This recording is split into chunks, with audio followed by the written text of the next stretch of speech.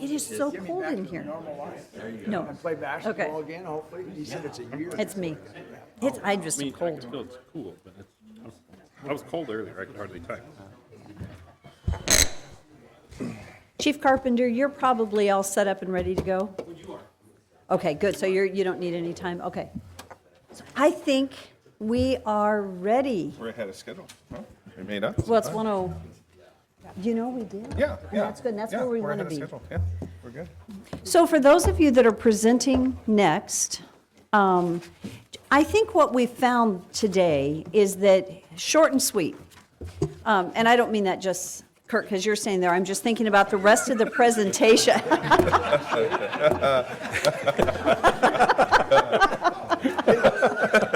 least it's out in the open. You know when you put your foot in your mouth. There we go. I can do that well sometimes. I was just thinking about the process of, keeping it short, because sometimes less is more. But it's important that you share what we need to hear, that you feel like we need to hear. I'm saying this also because Patrick's after you, Darren's after that, and then IT. And so I guess, team, be thinking about your presentation. I know you may have slides, but you don't have to go through every slide. You don't have to go through line by line. You may say, hey, just highlight, here you go. And then do you guys have handouts of your slides? Okay, you'll bring them. I don't know, Darren, do you? You may not need them, is it part? It's on, it'll be on the PowerPoint. Okay. It'll be loaded to the, Okay. Do you guys want hard copies? Yes. Yes, It okay, I helps think we went, expedite how many my- slides do you have? I don't, We're old school. yeah, sometimes it's nice to follow on paper.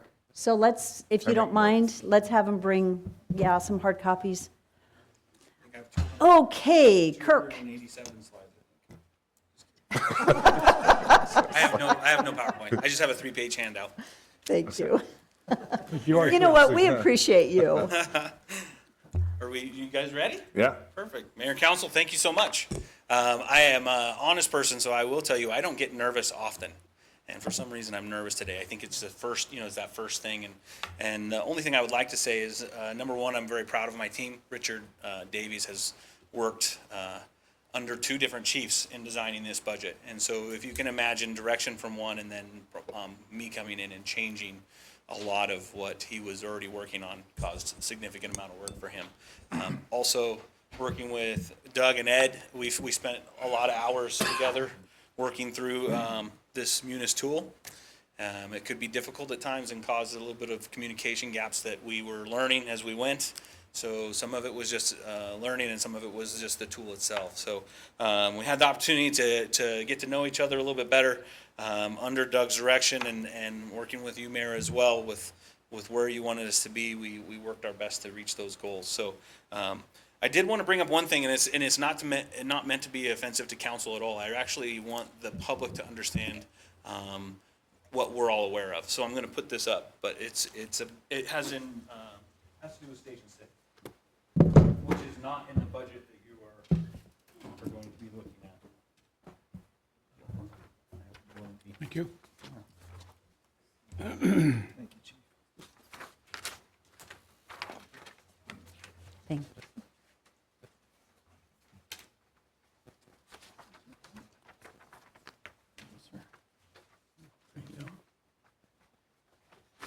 So the first page there is what is a map that we use, and you guys are familiar with it. You've seen it before, and you're very well aware of this need, and I know you are. I think the public needs to be aware of what you're up against as a council. This is a heat indicator map that we use, and what you're looking at is all those little red dots represent calls that we're unable to meet due to distance. It has nothing to do with dispatch. It has nothing to do with how fast we get dressed or how quickly we get to our apparatus. This is strictly geographical limitations on reaching these calls within the national standard of 3 minutes. You can see that the big spot is where we all know it is in Station 6 district. The community needs to be aware that although we're working very diligently to stay within our budget constraints right now, there is a need that at some point this council and us as with business partners and directors of the city have to meet. The next page is just a graph that if we go by call volume, you can see that Station 6 was needed back in 2011 by the amount of calls we were responding to. And then if you look the preceding years, you can see the rapid growth of Nampa, because it's directly correlated with population and call volume as to when we need another station. So if we went by call volume, in 2017, we could have seen the building of Station 8. So by trending and looking into the future, we need to really look at what the council has dedicated themselves to in succession planning, and I, as the leader of the fire department, really need to help in giving you the information you need to make those decisions. So I don't envy the council's job. I mean, those are difficult decisions when you're deciding where these dollars are going to best serve the community. And you have each department coming to you with these type of factual numbers to show you that we're behind. And so we will figure out how to fix it. The next page is the direction of Excuse me, Doug. Mayor. Chief, I have a question for you. You bet. So I was kind of surprised to see this, but Station 6 has been needed since 2011. Correct. We actually, when we built Station 5 on Happy Valley, we already had plans to begin construction of Station 6. And as you know, with timing it halted quickly. And then there was no way with what the city went through and financial times that was going to happen. But you notice that that most of the building has been West Nampa and Southwest Nampa as well. And we still don't have that. I find that very troubling, I guess is the word. Yeah. And unfortunately, that was before any of us, and we have to figure out the plan of moving forward. Because you can see, if you look at the map, there's not just the one red spot. We can see the other red spots beginning to form. And we know that those are going to need attention.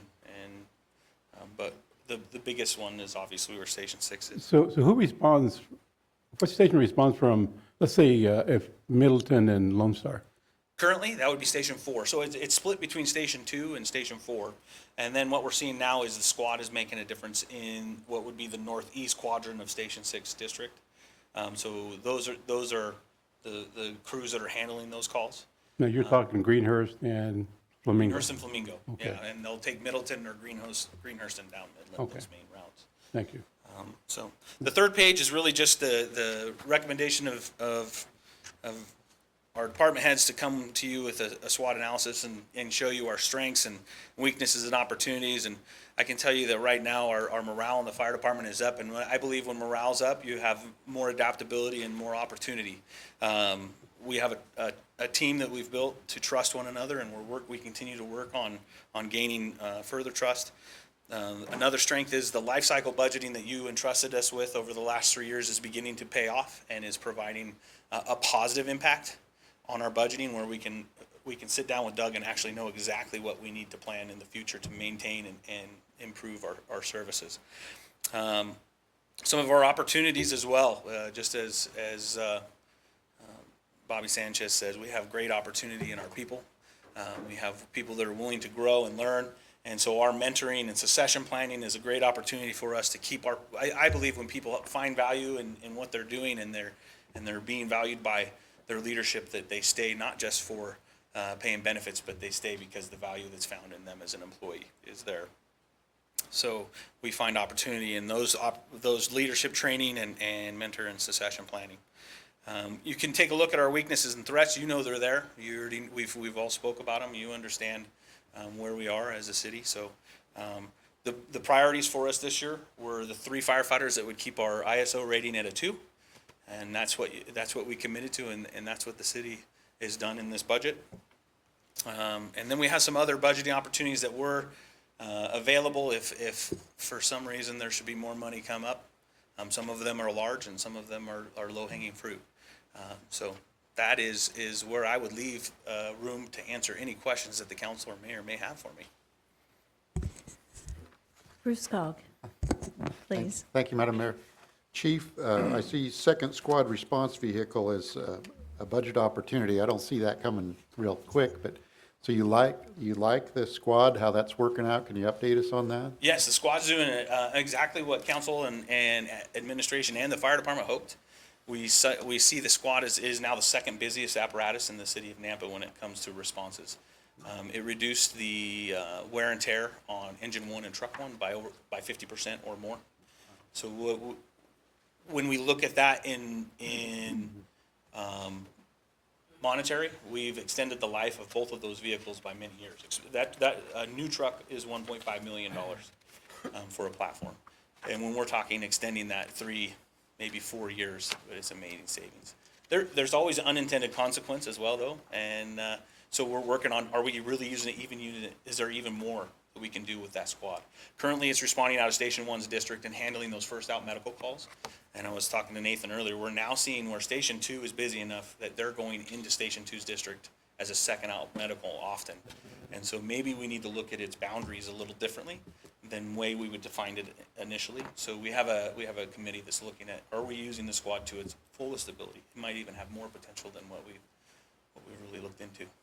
Good. So.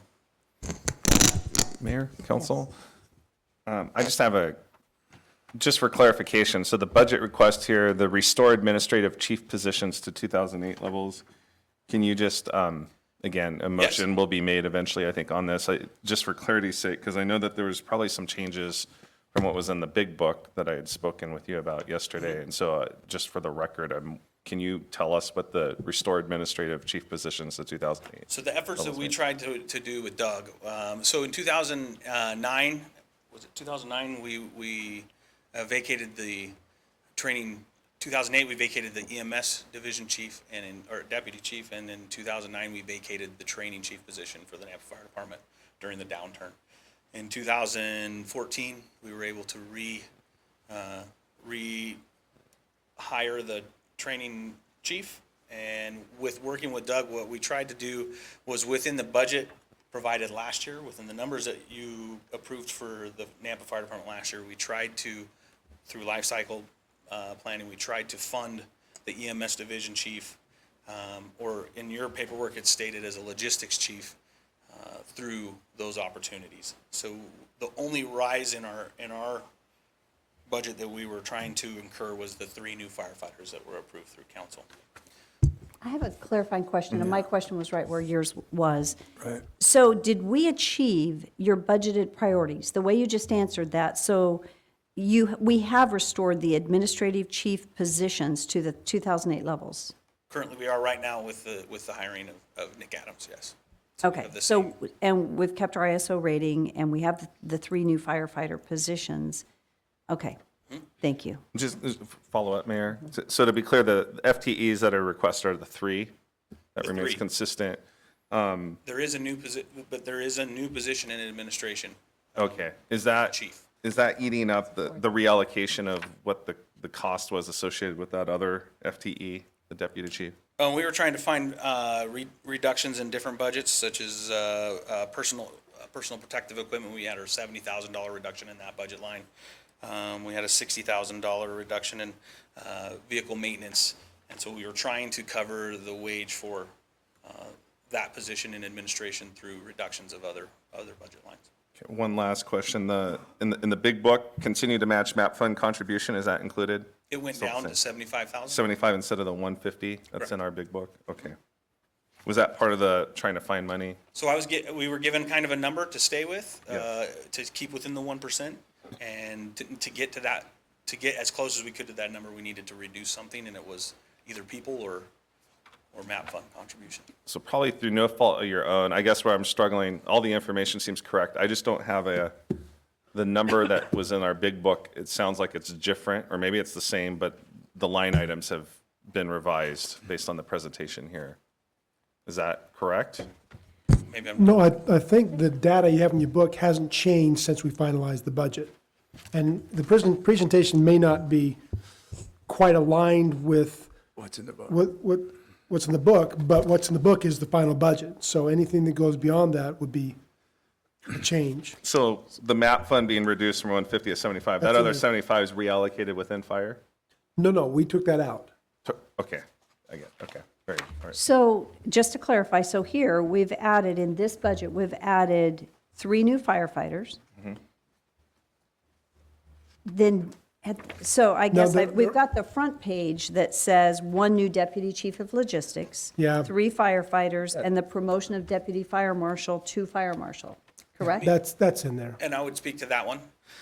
We currently, one of our threats is we currently don't have a fire marshal.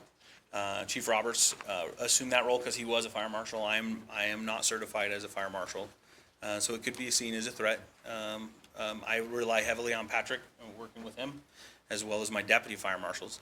Working with the local, they've agreed that an MOU, that they would MOU one of their line position, or one of their deputy fire marshal positions, if council would approve the difference in wage, to use that position as a fire marshal rather than a deputy fire marshal. So it would be an MOU'd position. Obviously, it would be a time limit on what they would like to see on that, but, so within this budget, there is the difference between what a deputy fire marshal makes and a fire marshal would be paid. So if that MOU wasn't signed, then there would be that small amount in there. That's the difference. If there appears to be a discrepancy on the book here, I'm going to throw Tyler completely under the bus here. Everything the chief speak to is in the budget. Sometimes it was hard to get the data to reflect, or not the data, but some of the commentary to reflect exactly what's in, but it's all in the budget that he's spoken to. Okay, but just Go when ahead. you, well, and I still need further clarification, I'm sorry, on the deputy chief of logistics. So you made cuts from other places, is that what I heard? Correct. To fund this $172,679 new position, Yeah, and that person is already hired? he is hired. We Okay. do have a vacant position currently in our training division. Okay, and I guess I'm thinking of the future then. So what happens in 2021 if the council at that point in time, Reduces the budget. are you going to find further reductions then to pay for that position? At that point, we go back to 2009 where you make the difficult decision of, do we reduce by positions or do we reduce wage? Yeah. Okay, thanks. And thank you for the clarification. I just wanted to make sure, because It's a Chief difficult- and I talked about this, and I will say, I fully support this recommendation for the 3 firefighters, the deputy chief of logistics, and then moving back to that fire marshal. I think it's a wise move, and it's what we need to get accomplished. So I just wanted to make sure this is what you were saying. Yeah. Yeah, Yep. and I fully support it. Are there any other questions? Oh, you did a good job. You don't need to be nervous next year. Okay. Mayor? Yes? I'd just like to make a couple comments. First off, I really appreciate, Chief, you bringing this right before our eyes again, because I'm a broken record, but it's really important we get this, because we really, as a council body that's making decisions about development, public safety has to be on our radar with every decision that we're making. How do we protect our community? And then secondly, the squad truck, I had the pleasure of riding July 4th with the Station 1, and we went out on a few calls with the squad. And the nature of the calls were such that had we not been out on the squad, especially on July 4th, there would have been a big truck out there that might have been needed elsewhere. So it was really nice to see that. It is, and some of the other benefits we're seeing, and I think I've talked to most of you, it is being from the line and have been on a fire engine before, we would get to the call, manage the emergency, and then know that we need to get back in service because we're the fire engine in this district. This tool is giving our personnel the opportunity to further customer service. They have more time to handle not just the emergency, but the side effects of those emergency, whether it be treating the family of the patient that is now going to the hospital and making sure they're getting to the hospital, or whether it's the lawn needed finished mowing. I mean, we're finding that our people are seeking more opportunity for good customer service through the squad program. And to further my commentary on that, one of the firefighters ended up having to ride to Boise with the ambulance. And if I understood this correctly, and correct me if I'm wrong, because that took them out of service for a short period of time, had it been a truck, it would have taken the truck out of service. Correct. So, yeah, thank you. So Mayor, one more, and you've kind of told me this before, but just clarification for anyone who's listening. So let me just take the Station 6, if it was actually here, as of 2011, 7,516 projected calls. I take that's what that is? On the dots, Yes, those are calls that have already occurred. that have already occurred. So, and I don't need exact figures, maybe percentages or whatever. So break down for me what those calls would have consisted of, like how many fire, how many medical, how many service, and what if the percentage of service, what do service calls mean? What's Chief is included the- in those? Chief Chief Davies is the best to give you the more exact numbers. The majority of those calls are EMS in nature, so they're emergency medical in nature. If there's just rough percentages, I'm not going to hold you to it. Percent of our calls, 67% would be medical, Okay, 2% would be fire, so 69%. 17% service calls. And would give me a couple, So three service examples. calls are usually non-emergencies. They are a person who is fallen and needs help back up. They are a person whose smoke detector is going off and we go out to help service their detectors. It's the Ducks in the ducks in the drain, it's the cat in the tree, it's, all those, it's non-emergency, but they're services that we provide to this community. Okay, so we're up to 86%. And then we have hazardous conditions, so hazardous material. And I don't need, there again, that's probably, I'm just Yeah, curious. we're good. So at this point in time, Chief, do we have, I know Chief Roberts, I discussed it at an extent with him, as far as a volunteer, like the police do we have any volunteers that are going out on these smoke detectors? Not And yet, no. is that something that's being, do we have a resource officer, anyone that's hopefully developing that type of program? We would love to have that type of program. I would tell you that we're still in the very beginnings of our leadership team. We've only been together for. I understand that. It would be one of our. But that's something that I know Chief Roberts expressed that, so you're also Yeah, we definitely trying to wanna- follow through on that? Anytime we can lower the workload of our employees and engage other citizens at a low cost or no cost, that's an amazing thing. Okay, so 67% though are medical calls and 2% are fire, okay. The other things we have are false alarms, we have good intent calls, those are calls we got sent Yeah. to, but in the end don't turn out to be a call, or we get Yeah. canceled en route. And I will repeat what Councilwoman Levi said, and it's been probably 3 years since I did my ride-along, but since then you had the squad car. But out of the 6, calls, and they were all medical calls, 3 of them, the fire truck had to park about 4 blocks away because it couldn't get down the alley, it just happened to be that time. Yep. Whereas the county paramedics were able to make it fine, but your guys had to run in. And I had a hard time following them, so, yeah. Anyway, so that squad car is very beneficial, yeah. Mayor, Council? Yeah, I have a budget question, and maybe directed towards you and Finance Director, as far as best practices. I see that we're collecting impact fees. We've identified 2 fire stations in the CIP. That money is going to be collected, assuming the rate of growth. Is there any mechanism for if our reserve fund, our general reserve fund, is healthy enough to front money to do build out, because the dollar buys more today than it does tomorrow, and then be paid back through the collection of impact fees? I don't think we can do that, Okay. but I don't think I don't recall the exact balance of the impact fees, but I think There's been past practice and it would need to go through legal as to what would be similar to a lease purchase. Through an entity, whether it's the city providing those funds and being paid back through the impact fees through a lease type. I know that, in speaking with Doug, that causes quite the paperwork problem for him. for the city, just accounting, there's new lease regulation rules that are impacting the entire country, and it comes to municipalities as well, that means that anything that might have been a rental or lease before, now is actually a capital purchase and has to be recorded on the books of the city, the corporation. Just makes for more work. So we are looking into possible tools, Okay. of funding those opportunities. I was just thinking fire park, if the money is coming in, I was just trying to leverage the dollars that we have in the bank now to buy more for the dollar today, that knowing that the money's coming in, but maybe maybe we can talk more about Something it. I'd have to research. Okay, all right. I guess a question would be, would the district be willing, and this is a little out of, not budget right now, but would the district be willing to invest there versus an admin building if needed, if we could find a different location for admin? Yeah, it's definitely Which something would we can discuss with them for sure. further us getting down the road.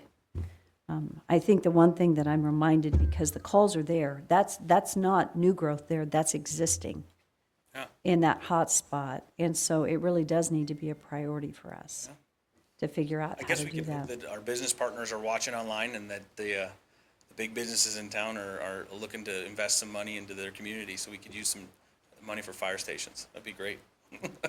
Yeah, it would be. Are there other questions from council?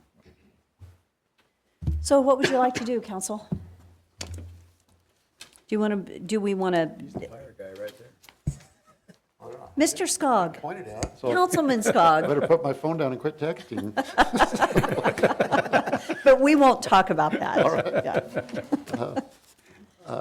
Madam Mayor, fellow council members, we have a great fire department, good people working there top to bottom, and I think this is a good budget. I would recommend that we approve the budget as presented from the fire department. Second. Okay, it's been moved and seconded. Is there any further discussion? Seeing none, roll call. Rodriguez, Yes. Brunner, Yes. Levi, Yes. Haverfield, Yes. Oakland, Yes. and Scog. Yes. Thank you Chief very much. Carpenter, thank you. I appreciate Richard you hearing me, Davies, Council. thank you. Very much, thank you. Nick Adams back there, thank you for your contribution, and we appreciate your service. Patrick, you're on. My goodness, we are 45 minutes ahead of schedule. This is good. That doesn't mean you can delay. Yeah, no. Question is, should I have? Claire, if we are well ahead, are you ready to present today if we wanted to? Okay, thank you for being here, because I think you're on for tomorrow morning, and we may be able to get to you today. We could finish everything today, maybe. Yeah. Just kidding, that's. The way we're going. You know, We did that last year. we were just about done. Just the Fort Iowa. Patrick, you're well dressed, by the way. You and Bobby and. Hey, they got the memo. You get the costume award, I think. We can wait. You could, you could have left your spurs at home, but other than that, we're. And while he's setting up, I have a question. So I'm looking at Beth out there. I did not have economic development on here. It is as a budget. And so you guys will have the opportunity to ask questions. But did you want any presentation? Are we good since it's a budget and not a staff report? Because one thing, Beth, we haven't had you do a staff report for a while. And we can just do that at a future council meeting, unless council would say that they would like her to present anything tomorrow. Are we good just staying totally with budget? See, no comment, we may be good. And then we'll just have, we need to get you on for a staff report in the near future. So just as an update, where we are and what you're doing, because I know you've got a lot going on. I just had a thought, Madam Mayor. Yes. We're approving different budgets, but I know some council members might want to discuss the across-the-board raise for general employees. So that could still be addressed at the end of these, even though they're approved. Absolutely. That is exactly right, because whether the budget is approved or not approved, it's within a budget, but it doesn't necessarily, right, yes, you Just can address it. clarifying that. Yes. Simple answer, yes. Thank you. Mayor, also I have a question. I know, I think VRT's in the audience. Is there a presentation today? I didn't see one listed. Or is that just, okay. Rhonda, you just decided you wanted to be here and listen, huh? Yeah. Okay, all right. Very good. So Mayor and Council, I think you. we're set up. I'm going to hand out a handout just of full slides, and we won't go through all of these slides. We'll cut it short.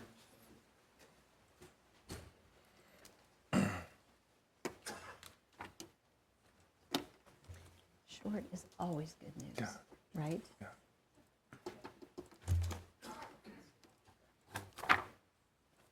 Thank you, Patrick. All right, thank you. Thank you. Yeah, thank you.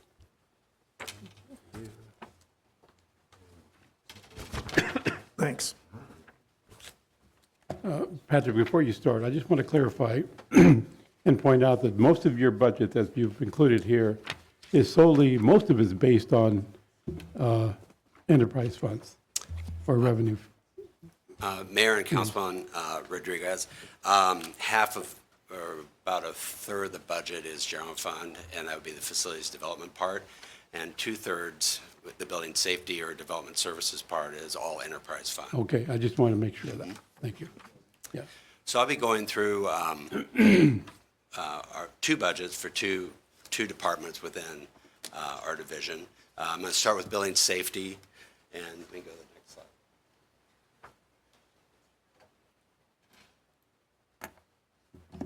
Have to double click it. There you go. So our mission is to protect the public from hazardous conditions that are related to construction, and we do that through education and enforcement of state of Idaho adopted building codes. And we are 100% revenue or enterprise fund, which is 100% funded from Department of Revenue from permit fees. So we did a SWOT analysis to go through our strengths, our weaknesses, opportunities, and threats. Our strengths, one of our main strengths is we have committed employees, and our employees are passionate about the customer service that they provide, and they're very passionate about the safety of construction. All of our employees are skilled and they're certified in all of their positions with the correct certifications for each position, whether they be a permit tech, a plans reviewer, or a building inspector. Our weaknesses, we have a few. Our inspection group is short-staffed. We've been trying to hire over the past few years to meet the demand of the construction economy, which has been booming. And we've had difficulty in recruiting certified employees, and that's contributed to these vacant key positions. And some of the vacant key positions we have are necessary for succession planning. We're thinking that there may be 3 people retiring in the next 2 fiscal years, and we want to proactively get those positions in place prior to those retirements so we can have seamless service. We do have limited tools available to project future construction economic trends. Randy was saying that he had taken a straw poll of some contractors, and they're saying there's going to be a downturn. Our crystal ball isn't any clearer than anybody else's crystal ball, but we have seen a little bit of a decline in commercial activity. Our opportunities is to creatively streamline our processes and maintain a consistent level of service. We do not want to just do things the way we've always done them just because. And our biggest threat is a downturn in the construction economy. Because we are fee-based and revenue-based, we don't want to get overextended, have too many people hired, have too many bills out there, whether it be offsetting other plans reviewers in other departments, or have too much of a software annual fee liability where we can't pay our bills when the economy slows down. So next.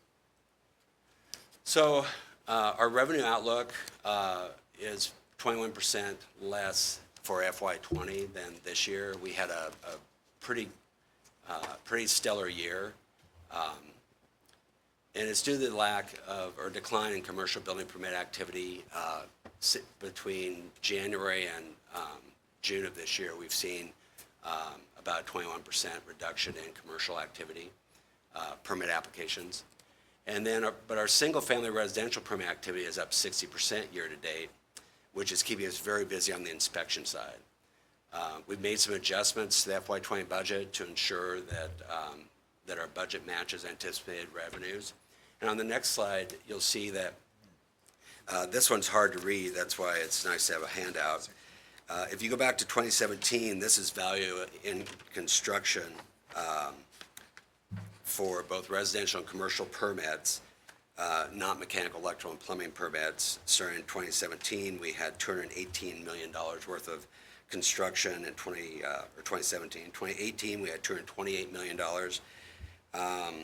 We will likely end up with about $311 million this year. But we're thinking that since we've seen this decline in commercial activity, we're going to be back down to about $245,000 worth, or $245 million worth of construction value, which is still a higher construction value than 2018.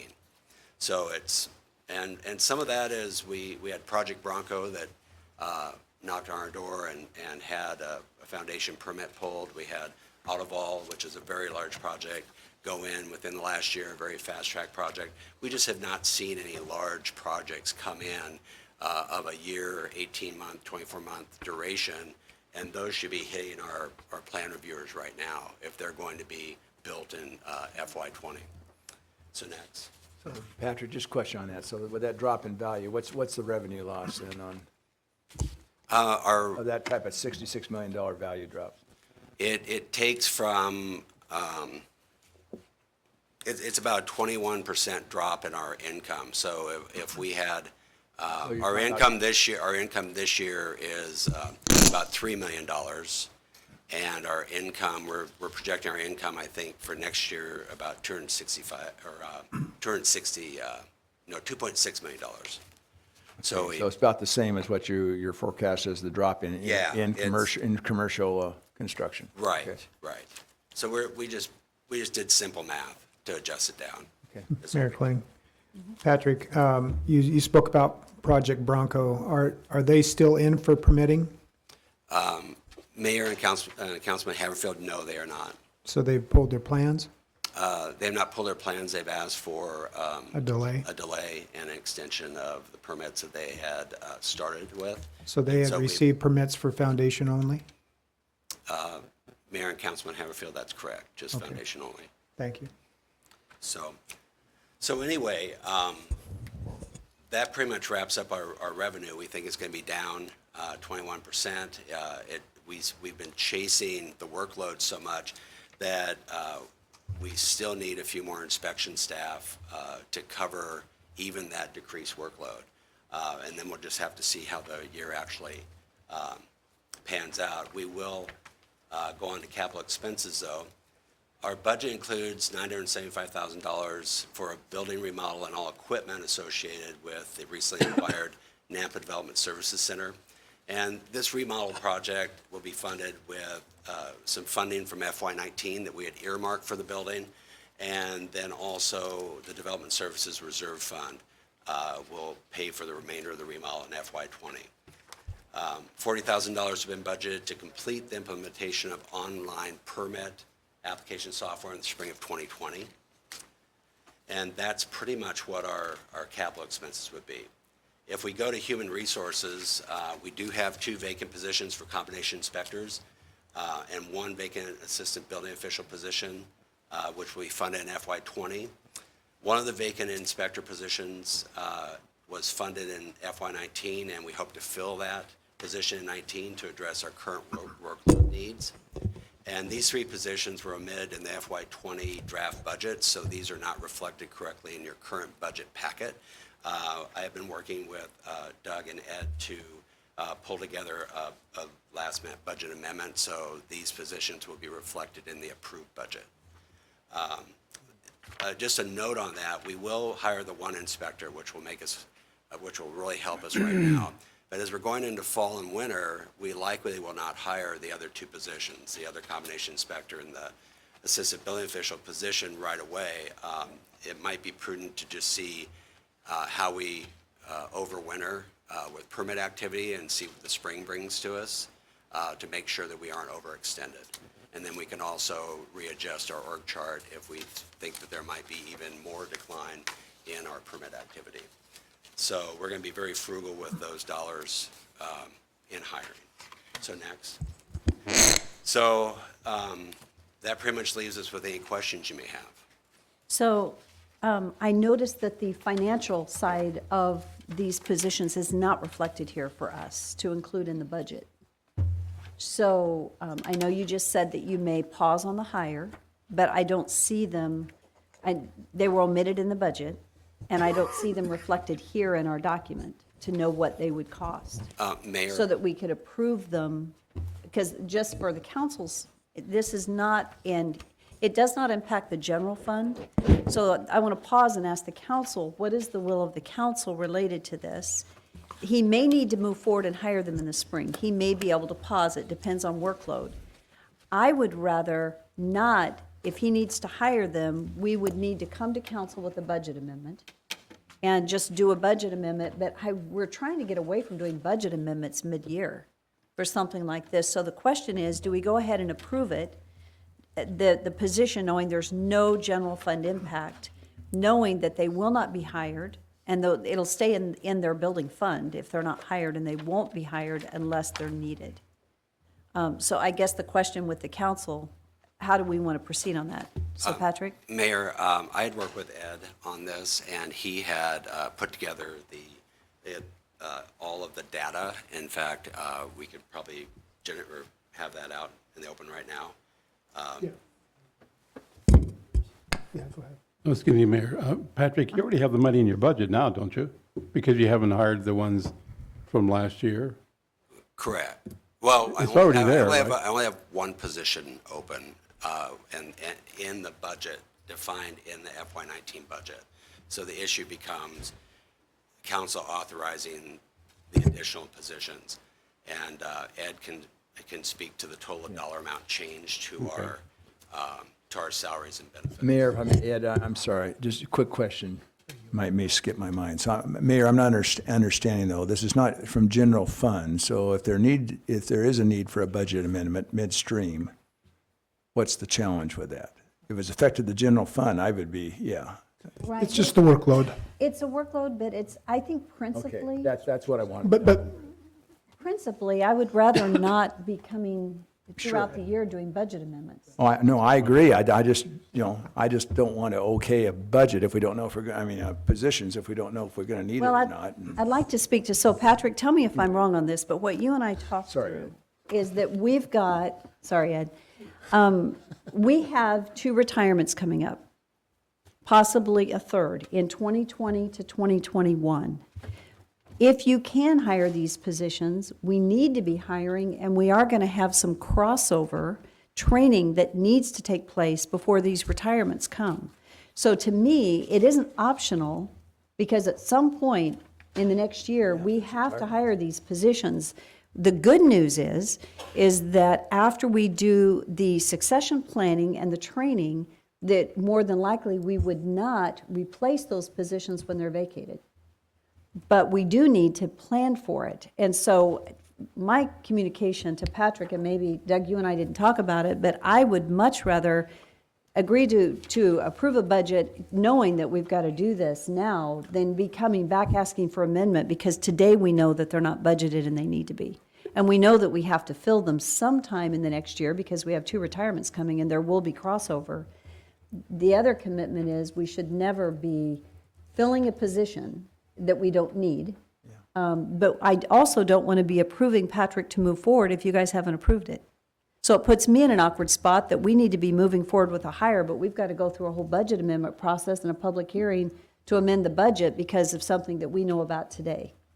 So that's where I feel like I'm in a little awkward spot. Mayor, those 2 retirements, that's a whole nother. It's a whole nother thing that we didn't mention. So Ed? Ed, you're going to need to be at a you have to be at a microphone. while he's coming up, my position on this is that this is kind of created by a weakness in Tyler, this issue. And had it worked correctly, it wouldn't have been a discussion point today. So it probably should be in his budget. Thank you, Mayor and Council. The cost of the 3 positions that Patrick and I have worked through is $280,624. Our intent is not to use a budget amendment, but to gather all of the prospective changes that you would like to make as council and mayor to the budget, such as the 4 positions for the police department, present those to you in a comprehensive change package tomorrow, and have those moved into the budget. There is not a facility that I have discovered yet in Tyler to put forward changes in the budget so you can look at the individual changes. Tomorrow, I would be giving you a change package for the police department, which would be approximately $288 in personal services plus support costs for the 4 officers that you were considering today. So by the time we finish the budget tomorrow, all will be included. So I'll just mention, Ed, I think the way I would rather not muddy the water with, right now, as we go through this in that direction. The reason for that is this is a separate budget from the rest. So you're looking at the big picture bottom line. Right now, we're looking at individual budgets. And Right. so if we were to be approving this budget, which is an enterprise fund budget, we would approve the budget with the actual cost of what these positions would be. And so it would need to come forward right now, that actual dollar number, which you provided to us. Right. Right, so that number's $280,600. $624. Okay. That's and then fully loaded. Fully loaded. Fully, Mayor, this is how many positions for that, fully loaded? This is 3 positions. Three. Okay, and I'm sorry, you already, but so inspector, all inspectors, or is there? Mayor and Councilman Brunner, no. One would be an assistant building official or a building official position, whichever ones. One of our senior employees is a assistant building official, and we need to have that level, which would be a number 1 or 2 spot, or a number 2 or 3 spot within the department. Okay, so the one that you wanted to hire right away is what? An inspector position. Okay, and the other 2 is what you've discussed as possibly maybe us accepting the budget, but holding off on those hires until a later date. Correct. Okay. Correct. Thanks. Mayor, council, I'm okay with including in a motion today, the 3 positions at 280, 624, with the understanding that we will get a packet with more information. And it's also my understanding, once the budget goes out, we can reduce if we're uncomfortable with the line item, but we can't increase Right. other than a budget amendment mechanism. So I'm okay with including this based on the numbers that Ed gave, so. Yeah, thank you. I think it's wise. Because you had asked what the will was, I'm just registering my voice, yeah. All right. I appreciate that, Councilman Haverfield. Patrick, I've asked this question ongoing. When will we be able to submit online as far as document packages for commercial projects? Mayor and Councilman Haverfield, as late as March of next year. We're developing it now. We need to test over, say, November, December, January. We're going to have some beta testing with some architects and engineers and contractors to make sure that it really does work outboard and inboard. And then we'll release it to the general development community in March of 2020. So are residential permits or residential packages able to be submitted now or not? Mayor and Councilman Haverfield, they are not submitted through our permit program. We've done that for, say, 10 years or so through a different type of SharePoint program where most larger developers, CBH, Hubble, will send us, will upload all of their drawings and their hand written applications, and then we move all that data to the plans Yeah, reviewers you're and downloading process it. it. Yes, we're downloading it and hand entering it then into the permit software. Is part of the delay for this been the Tyler program? Mayor and Councilman Haverfield, that is correct. We bought the program in 2016. There was glitches. It would have been a 2 to 3 username and password system. It would have been unmanageable had we gone live in 16. It got somewhat better in 17, 18. Then when Munis, we were going to actually release it in when Munis was, or right before Munis was released, but we had so many problems with the cashiering module and everything, we did not have the bandwidth to bring on this new program. At the same time, we were trying to learn a new financial system. So it pretty much just, and then we just needed to pick a time to test it when it's not the busiest time of year. So we, a couple years in a row, we missed the slow time testing period. And now the stars are aligning and we have a plan and we have resources at Tyler lined up to actually implement the program so we can test it and get it out there. So the issue of the employee or employees that are coming in, would they be up to speed on the Tyler program and the implementation of the online process? Is that a part of what their role would be or not? Is there someone already on staff that would be responsible for monitoring that? Mayor and Councilman Haverfield, we have all the staff that we need to test and implement the program. The positions we're asking for are really, one of the inspectors is really to make us whole for the volume of inspections we have. I mean, we've had people going out with 40 to 50 inspections per day. Final question. Meridian, Boise, what is the system they use for online submittal? Oh, gosh, I can't, and Caldwell uses the same one as Meridian, and Boise uses Acela, I believe. But they're going out with a request for proposal or request for qualifications for a new system. Both of them? know Des Boise is. Are they looking at Tyler? No. Actually, the Tyler permitting program is not bad. I mean, it's functional. It has glitches from now and then again, but I've heard about the same glitches. I think when you get a sophisticated program that's highly customizable, that you run into the problem that there's more code and there's more opportunity for failures. Man. Thanks. So Patrick, thank you. And just so the council knows, I am committed to efficiency, and we're going to be working together to ensure that we're efficient, and these positions will not be added. And I don't want to add to permit fees and increase costs. But we do want to make sure that we have the ability to move forward in the succession planning, hiring the position we need, and then the succession planning, which will require crossover, and then upon retirement of those other two positions, if we don't need them, we won't refill them. If we do, based on volume, we'll refill. And then, of course, the deputy building, and I realize we don't have an org chart in here, but that position, when that position retires, we have to refill that position with someone that's certified. And so, because our current person is not certified to be assistant building official versus the building official. So anyway, the commitment is that we'll be careful with it. But I do think it'd be helpful to go ahead and move forward. So thank you for listening to me go on here. And Mayor, one of the main drivers for having succession planning is because Bobby's brought to my attention, I may be hit by a bus at any time. Yeah. Whenever we meet and talk about succession planning, so.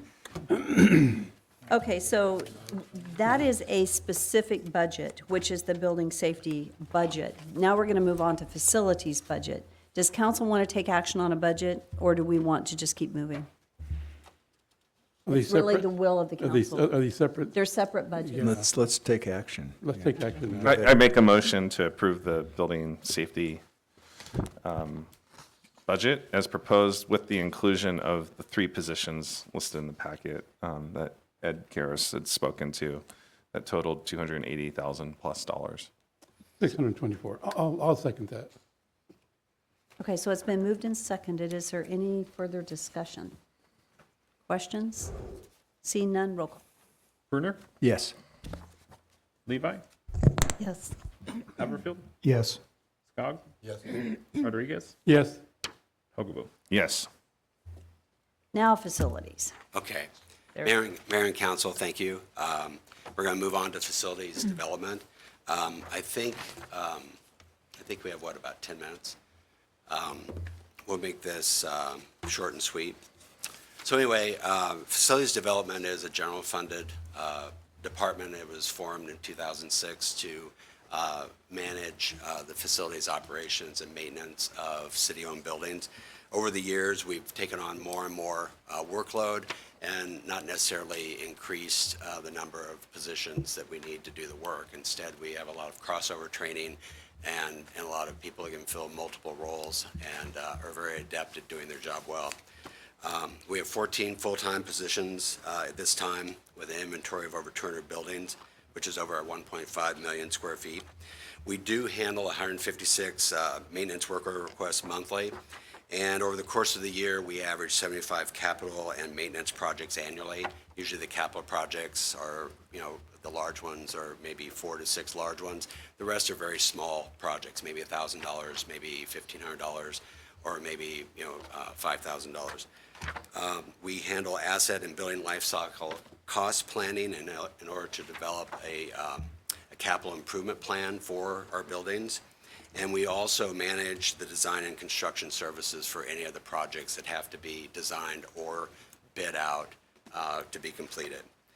Our maintenance contracts include HVAC, generators, elevators, HVAC controls, and we also have janitorial and window cleaning contracts for buildings across the city. So when we look at our SWOT analysis, our strengths really are committed employees, and they're really passionate about the service they give to our customers, our city employees. We make sure their buildings are safe, the mechanical systems work, the rain is kept out, and all of our employees are skilled, and they go through a certification program, whether they're doing, they're a maintenance tech or a custodian or a facility superintendent like Brian. Everybody is certified through the International Facilities Maintenance Association.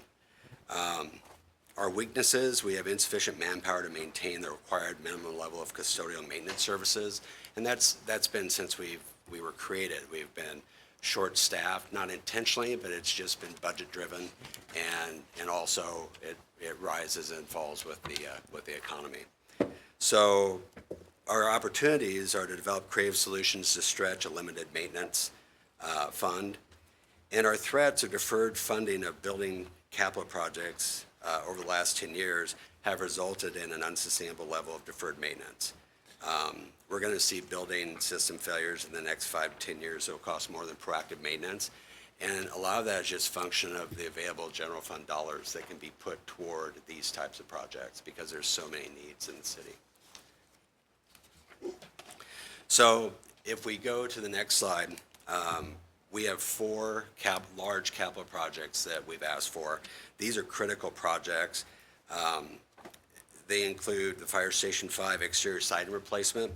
When this fire station was built, the decision was made where the siding occurs on the building to go with a cheap product that is failing now, which if it fails much more, we're going to get water intrusion into the building. It's a panelized EFS system that's just failing due to the wind loads on the building. It's actually lifting the attachment of these panels, and that's for $110,330. And Patrick, I'm going to pause you right here. We actually reduced that to 70. So I don't know if you remember that, but we actually reduced this to 70 and not 110. Mayor, this line item, This line item was reduced to 70. The As, fleet office shop was reduced to 150 according to our Correct. budget. we did that. We pulled the values down. I don't remember the communication with you, but we did decide to pull those down. Try and find a way to do it a little less expensively. right. Well, it's Same project, just lower dollars. same project. I don't have that data, so I think in my slideshow, but if we have drawn values down, we will always go for, we competitively bid our projects. We're going to get the best bang for our buck. We're not going to go for an inferior product on this, so we're actually going with a hardy plank siding product. Kirk and I this. talked, and I said, you know what, I'll help them reside the building. We're going to get it done for less money. Okay. It needs to be done, we need to protect the asset, and if we need a barn rising party, I committed that I've been there, done that, and I'll do it. We're going to be, So Mayor, we've got to get these those dollars decreases are. reflected in the budget. They're okay. actually So in, this would not save us money then, what No. you're saying, okay? nope, it's already So- budgeted at a lower level. Cost avoidance, we're avoiding a cost. Okay. Yeah, so it is reflected in your capital page at the cost I just mentioned. Okay. So I'm sorry on that, but it's like, you know what? So when we were looking at capital, it's like, guys, we have some projects we have to get done, and we got to figure out how to get it done. Otherwise, it gets cut and doesn't get done at all. And so that's what we talked, and so I don't know if maybe you weren't there at the meeting that when we were together, but I was I out- apologize. I just Okay. wanted us to know. Well, I think whatever they end up being, we'll just need those numbers and we will plan accordingly. Yeah, there's just some procurement issues that we'd have to work through, public works licenses for contractors. You mean and I things like can do that. it? We can't volunteer? We can't have the firefighters, we can't all get out there and do it together? So I'm serious, I'm No, not even kidding. I realize you're Like, we serious. gotta get it I- done. We'll Yeah. have to run that by legal. Okay, Because we Darn. actually have disqualified low bidders for not having public works licenses in the state of Idaho. And because of complaints and that has been but that's for another time. we'll talk about So it. why don't we get through the budget? Okay. Realizing that there's been some reduction in these and Brian and I will roll up our sleeves and we'll see what we can do. And then we'll figure out how we can accomplish these. The fleet office and shop roof replacement, we've been putting good money after bad on that one for many years, trying to stop leaks, and we just need to replace the roof. The Hugh Nichols parking garage Phase 3 deck coating, we need to get that done. That would be the third phase, which would hopefully finish up the spalling and the water intrusion into the slab. So Mayor and Patrick, any projection how many years this next one will last? The deck coating. Yes. The deck coating typically comes with a 4-year warranty. You can get an additional 2 years if you put an additional coat on. So we're in looking year at every 4. 5 years, approximately. Probably Five to- we're not going to go down, but. 5 to 7 years, you have to scuff it Okay. up. It's What kind of- does it, because I know nothing about the mayor, sounds like the mayor knows something about construction, I do not. So as far as a roof covering this hole, what would be that, how many million, or what's the cost of a roof to cover the top floor? Approximate, I mean, I think the first question is, will it hold a roof? And I don't believe the. it's not constructed to hold a roof? Man. The parking structure was designed to hold the decks, the parking decks, and the parking decks need about 30 to 40 pounds per square If foot. just, pacify me here, if it did happen to hold a roof, what would a roof approximately cost? $750,000 to $1 million. So 700, so in about 10 years, then you would possibly have that paid for. Okay. I mean, a roof should last quite a few decades, right? If it was held. Yeah, Mayor and Councilman, that's correct. I think we've asked that question actually of our. And it sounds like consultant it's not before. going to hold, yeah. No, I think you'd have to have significant structural upgrades to actually span a roof that large across there. I mean, right now, all it's holding up is hardly. Because it sounds like between that and the library parking, we are having the same challenges every few years, so, Not necessarily. no? Well, I'm sorry, Mayor, we're limiting the amount of traffic on the upper deck during the winter months at the parking garage at the library. They can't at the U Nichols. Yeah, that's a hard one. Well, I'm optimistic that eventually we'll need that top deck for parking. Every time there's an eclipse, you bet. So, and then the Parks and Forestry office electrical upgrade, we just have some very old service panels, and the feeders are undersized. Back when you didn't have computers and you didn't have the electrical loads you're using in the buildings right now, this is really a life safety concern. And building number 5 over there actually is getting water into the exterior service. And it's a dangerous condition we need to remedy. I have a quick question for Doug. The Parks and Forestry Office electrical upgrade, when I'm looking at the capital budget, it was listed as a medium-high. Did that get included? I'm questioning if it's actually included in our capital. It is not. No. So currently, that one is not included. And for some reason, the priority was medium-high, and so it is not included in the current budget.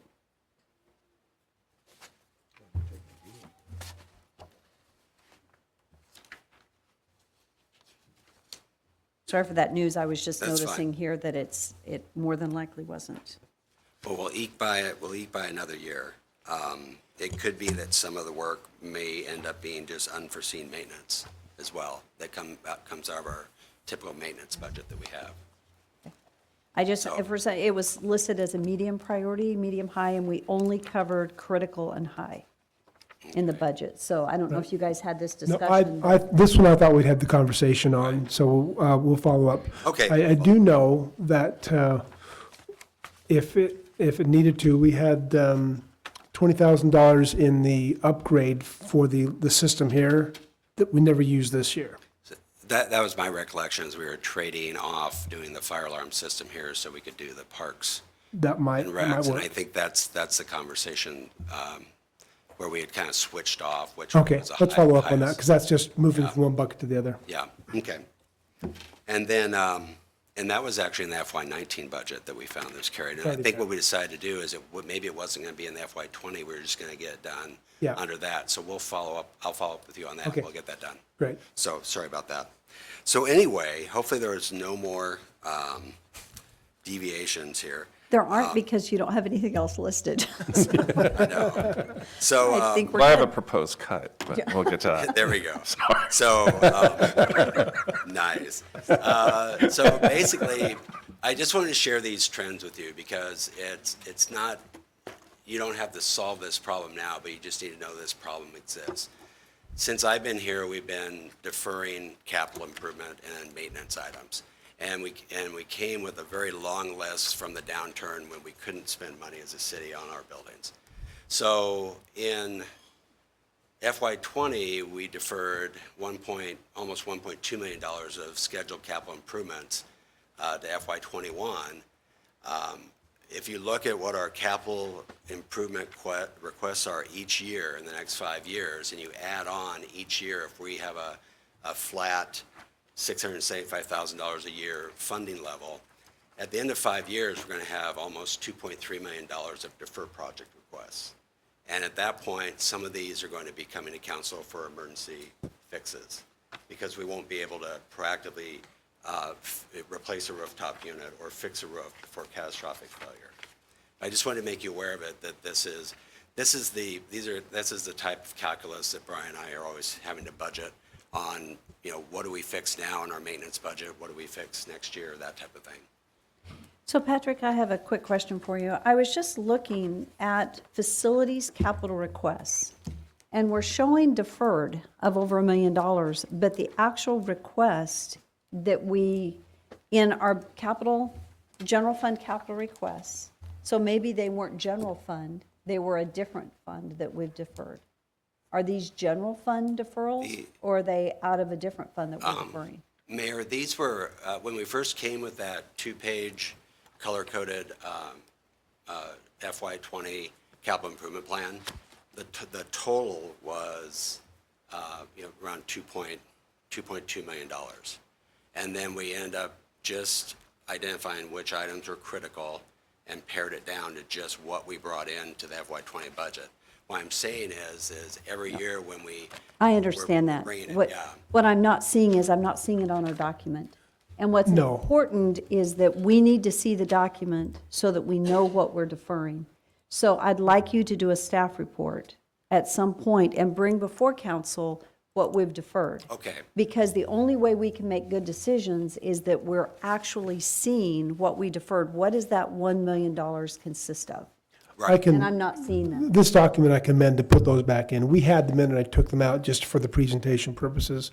So that's on me, but we'll put them back in. It won't change the number we approve. It just changes the tracking mechanism. And I think that's important, because I thought everything was in here, because we only approved high and critical, but there's other mediums in here. Yeah. But what I'm not seeing is facilities capital mixed in with this, and we need to have the Right. full document in here. We had the discussion, but I just failed to leave it in this document. Okay, so we'll correct that, and that way council has access to see what we didn't approve and what we have prioritized, because I do agree with you, it's extremely important that we have the opportunity to look at it, and council does. So thank you for updating the document. So Mayor, was that, Doug, was that just in facilities that was Yeah, omitted? that's the only place. Everything else has been listed, okay, thanks. So Mayor, Brian and I will do is we'll go back, and what we probably need to do is pick a light council night and come with a staff report, and let's just go through, here's our 5-year plan, here's what the CIP looks like, here's what we're looking for each year. Given the city's finances, it's an unrealistic expectation that we would fully fund all of those items. So we really need to work hard to figure out which ones are critical and which ones really need to be shoehorned into each fiscal year. Additionally, Mayor and Council, the finance will be working on creating a long-term, at least a 5-year capital plan for the entire city, not just facilities. So that gives us a chance to track these things on a rolling basis. Right. Thank you. So these are the types of items that are in our 5-year capital improvement plan. We have fire alarm and security system upgrades, various HVAC upgrades, roof repairs and roof replacements, the Hugh Nichols Public Safety Parking Deck repair and coating. And then we always have unforeseen building maintenance where we have large pieces of equipment just fail on a building catastrophically, and those you can't plan for. So on the next slide. So moving on from capital, we have some new staff requests. The demand for custodial and maintenance staff is really driven this year by the purchase of a new building.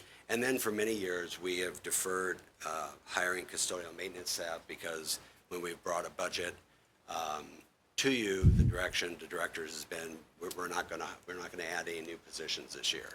So over the years, we've done more with less employees, and now we're at that tipping point where we have 7 custodians that maintain 20 buildings, and we have a deficit of over 6,000 hours annually. And so what we do is we skimp, we lessen the level of service, which is we have probably a medium to medium-high levels of custodial service in places like City Hall or Hugh Nichols Public Safety Building. But if we go out to, say, Ridgecrest Golf Course, we're not out there every single day. We're out there a few times a week. We do some very high-level cleaning. We extract carpet on the off-seasons, things like that. So in FY20, what we're asking for is 1 new custodial position to maintain the Nampa Development Services Center, the old First Interstate Bank building. And that's how many hours it takes, about from 2,000, about 2,500 hours annually to clean a 34,000 square foot building. That's cleaning it, doing the trash, and it's going on a cycle where over the course of a week, you hit about everything.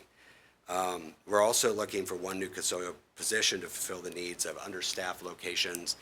Since we opened the Hugh Nichols building, we have been down 1 custodian. It's a 24-hour building. What happens when you don't keep the custodial up to a certain level is you have restroom fixtures, they wear out sooner, the finishes wear out sooner, the floor finishes wear out sooner because you're not cleaning them properly.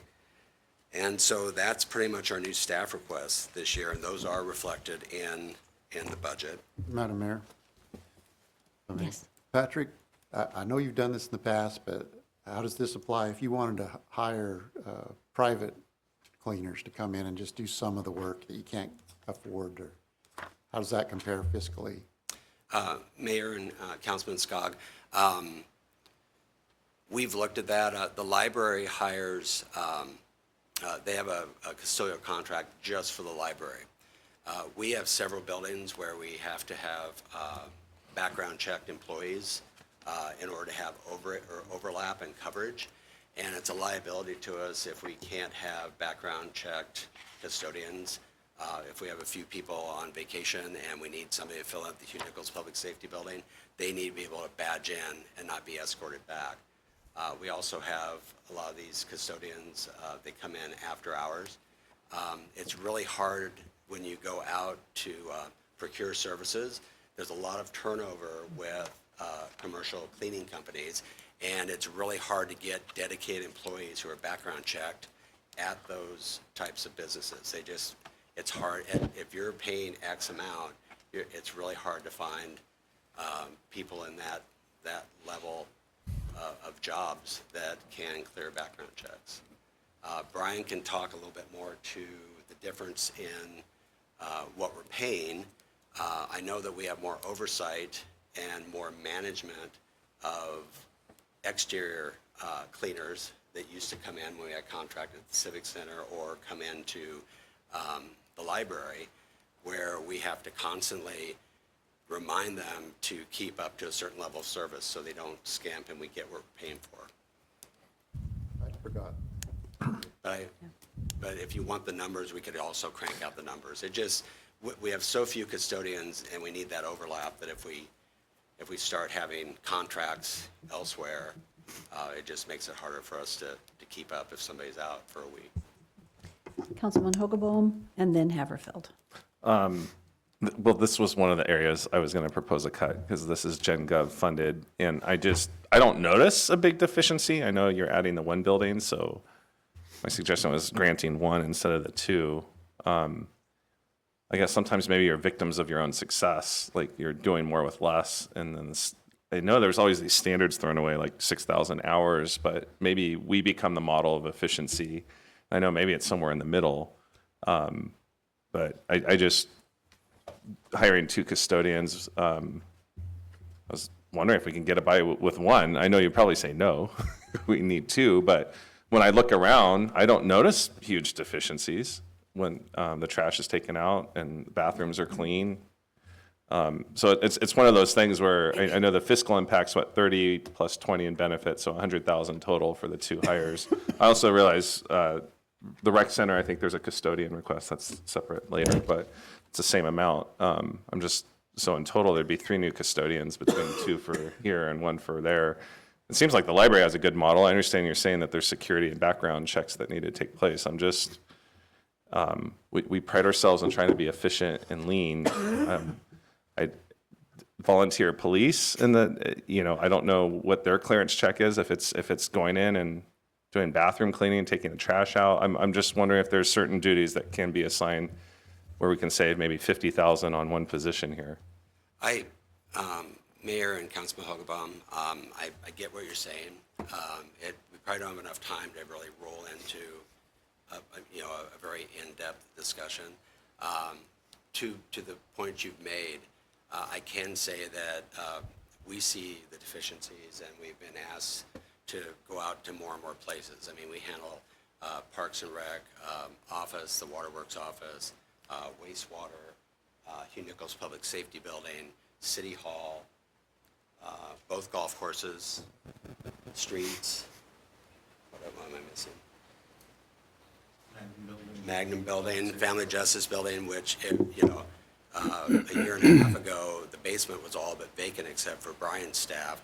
Now it's totally staffed. Who's gonna do that? I mean, maybe Family Justice needs a grant for custodial. I mean, those people have to be background checked to be in there. Are we doing any, how are we funding? So I would assume there's an allocation fee that, let's say that golf is funding, not meaning to point out golf, but since I'm just thinking about different enterprise funds, different revenue sources, so they're funding their piece of the custodial. So these 2 positions, though, are strictly Gen Gov because they're for the new Development Services Center. So can part of that, since a good portion of one floor is building services, can any of that funding for custodial be offset? A portion of that? That doesn't help a whole lot, Well, I but, think Doug could probably speak to this, but the way the allocation has worked historically, and I don't know if this is his intention, is everybody has to pay for services. If we need clean toilets, take out trash, whatever we're doing, it doesn't make sense to have somebody who's making $35 an hour to take out trash if you're paying somebody $13 an hour to do it, or to clean toilets or whatever. So that, well, I was just talking about the funding allocation. The facilities costs are allocated. The 2 biggest users of facility benefits are fire and police. So this year, we made a little change, and we partnered with Brian and the fire and police to find out specifically what their costs were, rather than just a blanket allocation. So we were able to tie that down. But the remainder of the government, most of which is general government, is done by allocation. So you can take it out of one bucket and put it in the other, but if it's all in Gen Gov, it doesn't Well, what I'm shift it thinking anywhere. is building, our Development Services Center, what we're asking for is 1 custodian for that building. But most of that building is occupied, much of it by enterprise fund. And that should be accounted for in the allocation. But A good portion of it is not all of it, but a portion of it. I would say 50% of that building is occupied by enterprise fund departments. So can we take 50% of that custodial and allocate it to the enterprise funds that are occupying the building? I believe that is the intent. Now, But it isn't in our budget, right? Well, I would say that a good portion of it is, but the allocations are probably the most complex aspect. Right. And they need revision. It wasn't in the time schedule to give a full reboot to allocations, but it will be this coming year. Correct. But it's also worth noting that the original request was for 3 custodial staff. We cut it down to 2. To 2.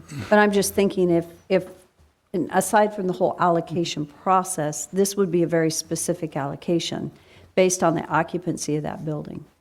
That is not, that's general government versus enterprise fund.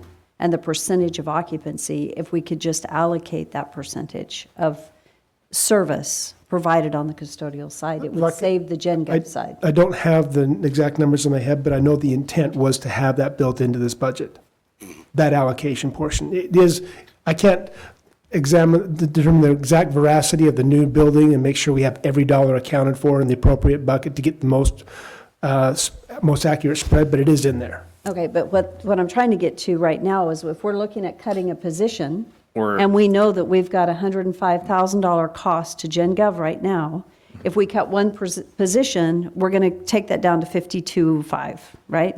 Half of that. But if part of that one position gets allocated, maybe the real cost for that position is not 105, maybe it's 75.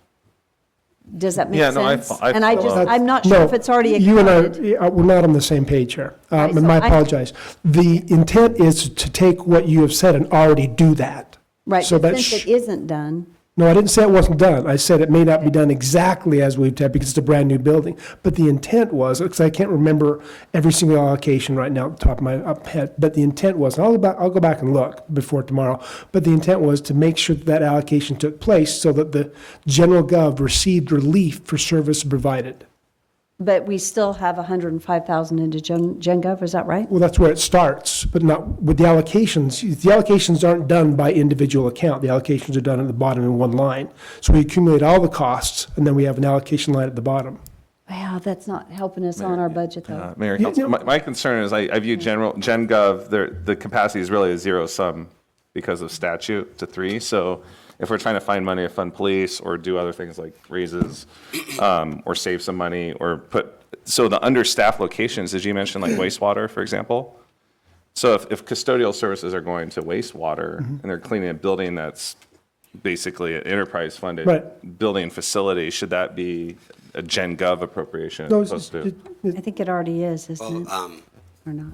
Mayor and Councilman Hogaboun, I think we've lost sight of the larger picture. Larger picture is our facilities group provides facilities, operation, maintenance support for city-owned buildings. In the past, it was set up as an allocation, and the offset of the allocation from all of the people we serve, whether it be Ridgecrest Golf Course or Parks and Rec office, whatever it is, the assumption was that when you're doing the math on the allocation for each department, they're paying into facilities the requisite amount to cover a custodian and however many maintenance calls we have to do to fix a ballast on a light or to fix a toilet that's overflowed or whatever it is. So basically, all these departments are paying in, they're paying as they go. It's like in your home, if you have somebody come in and they're gonna clean every 2 weeks for you and just do a deep clean, you know what that's gonna be and you charge for it. Well, we know what it's gonna be to do all of this. We have a chart and a matrix that gives how many hours we spend each year, both on the custodial side and the maintenance tech side and the administration side on each and every building. So we have historical data that drives what we need. For many years since I've been here, we have been unable to have one of these positions hired to offset a missing extra custodial that we needed when we opened the Hugh Nichols building, plus all of the other general fund buildings that are out there. Plus, we have the prospect of the new fire admin building. That's included in this. And the allocation for that building for maintenance and custodial is also in this budget. So if you're just going to cut this, what's going to happen is the level of service is just going to tank. And at that point, the departments are going to say, well, why are we paying so much in allocation if you're just going to take these services away and you're not going to give us what we're paying for? Right. Do you see, so we fully understand that. I totally get that. I don't know if you understand what I'm asking, though. Right now, we're looking at Gen Gov budget request of $105,000. If it's not all going to come out of Gen Gov, then we need to know that. Otherwise, there's the potential of losing it. So right now, this is Gen Gov, correct? Yeah, Let me that's ref- what prompted It's my Gen question, Gov, right, 'cause and it's so Gen Gov. you have to listen, really hear this from the council perspective. And from my perspective is, this is a Gen Gov discussion right now. And so if the true cost to our taxpayers, to general government, is not 105, we would kind of need to know that allocation now so that we would know, which may save your position. Do you understand what I'm saying? I would have to do the calculation. I will tell you it is not $105,000 because the allocation takes the accumulated value of the entire facilities budget, adding up all the costs And at one line in the bottom allocates it out to the various other departments. So what I But don't these are know, very specific positions that Now, are if- being hired for specific facilities. if they are specific facilities only to service general gov, then it's 100% general gov. If they serve other departments, it's built into the allocation method to charge them for that service. So these positions are funding two things. One is Hugh Nichols Safety, Public Safety Building. The other one was Development Services Center.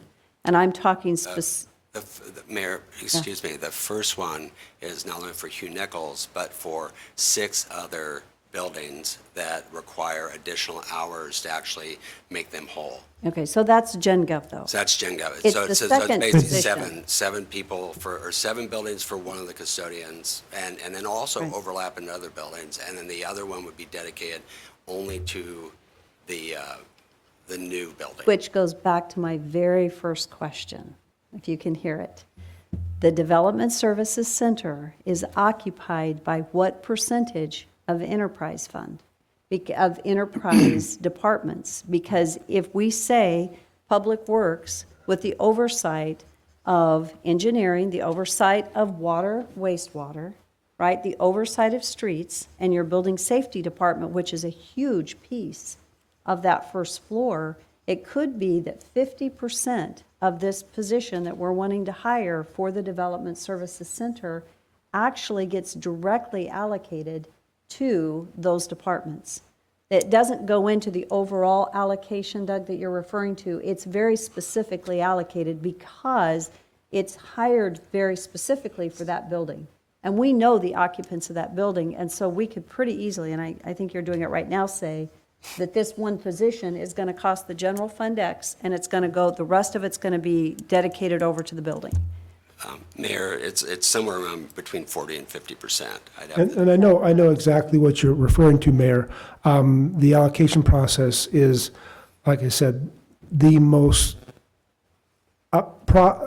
it's a process that needs a top to bottom review to make sure it's correct in all aspects. It does, but for this position for budgeting right now, this is what we need to know, that 50%, so approximately half of 105 is $52,000.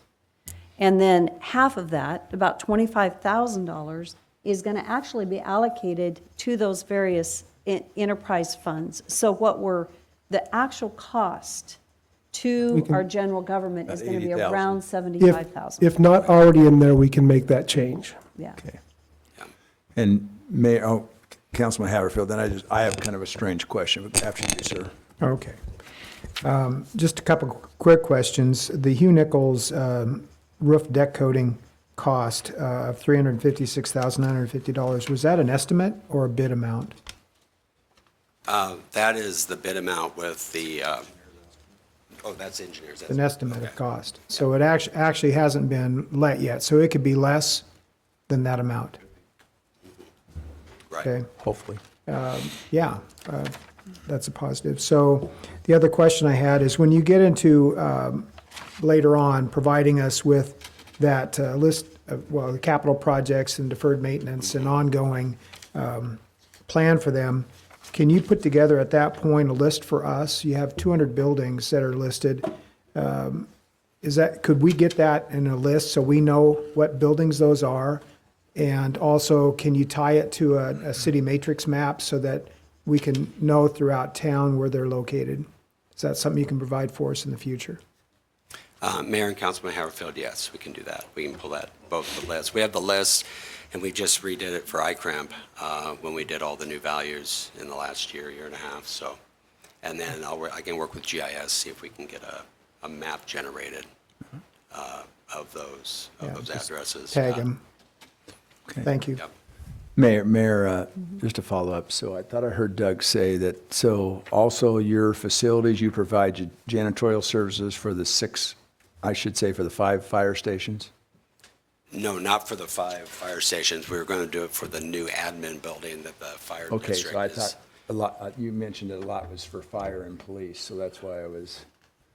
Maybe my error caused you confusion, but no, they don't provide it for the So fire. who is doing the janitorial services for the 5 fire stations, I guess? Chief Carpenter? They do. I say you guys would do your own, just like you cook for yourselves? Okay. All right. So good. I was going to suggest that. If not, of course, I was going to see if you carried a gun first, but, okay.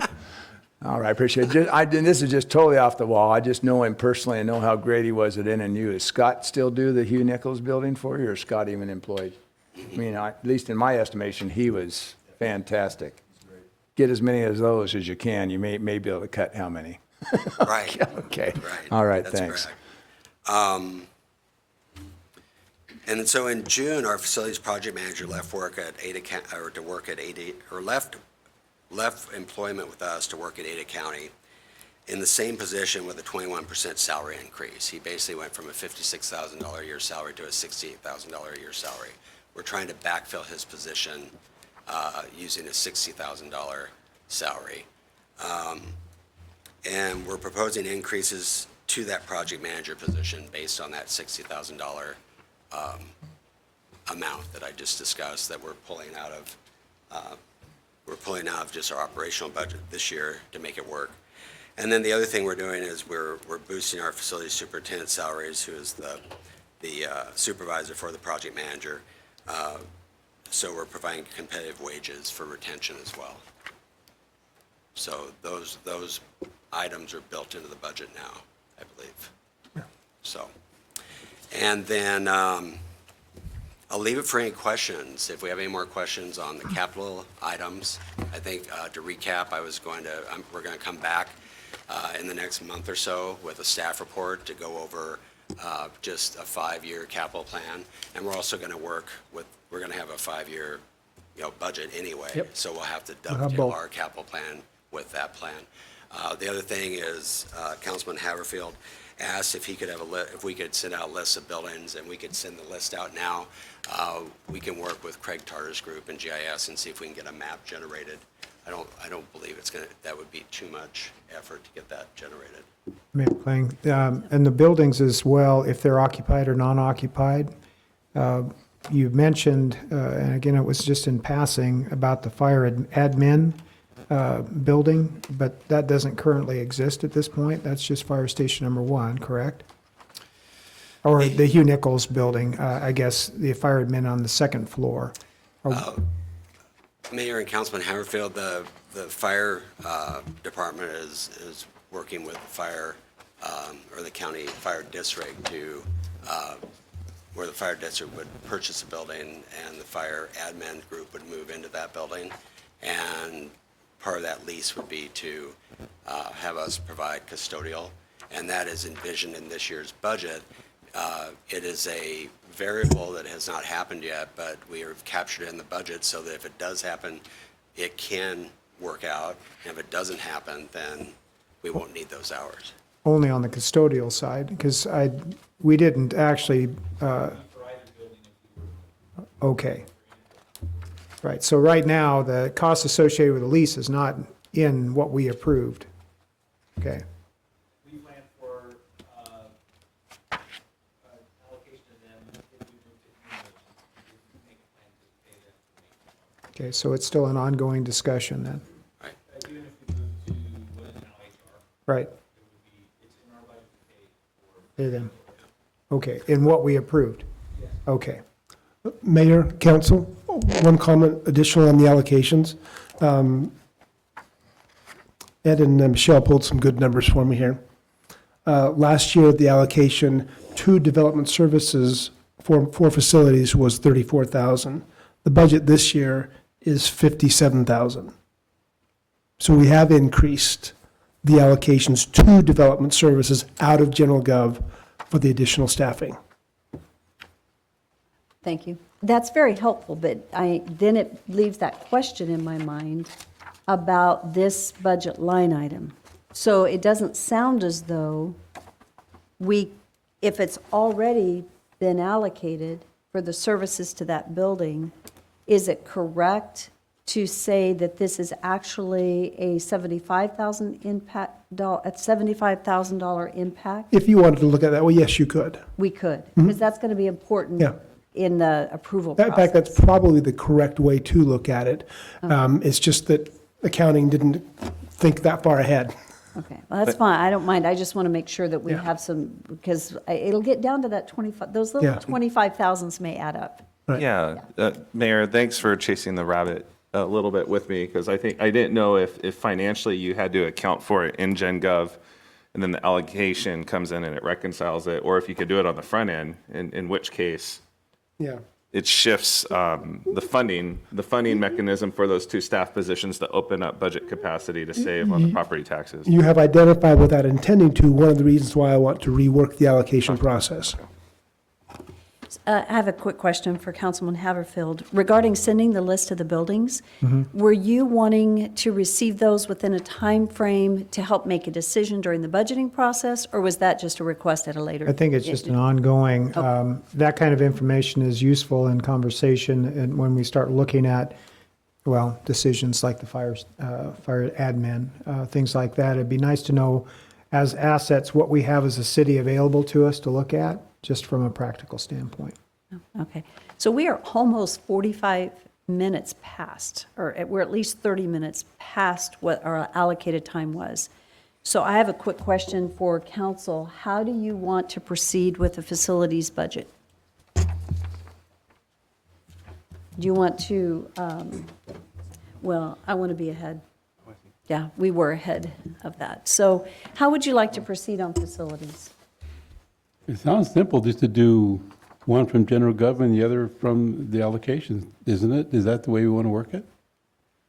Well, it doesn't work exactly like that. It's 75,000 versus 100 and about. Right, So right. approximately 75,000 versus 105 is what that impact is.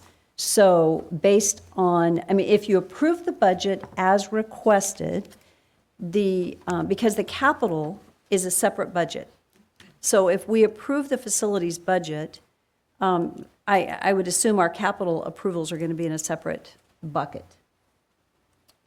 Typically, they are, the capital. Well, we presented both here today. We did. Yeah.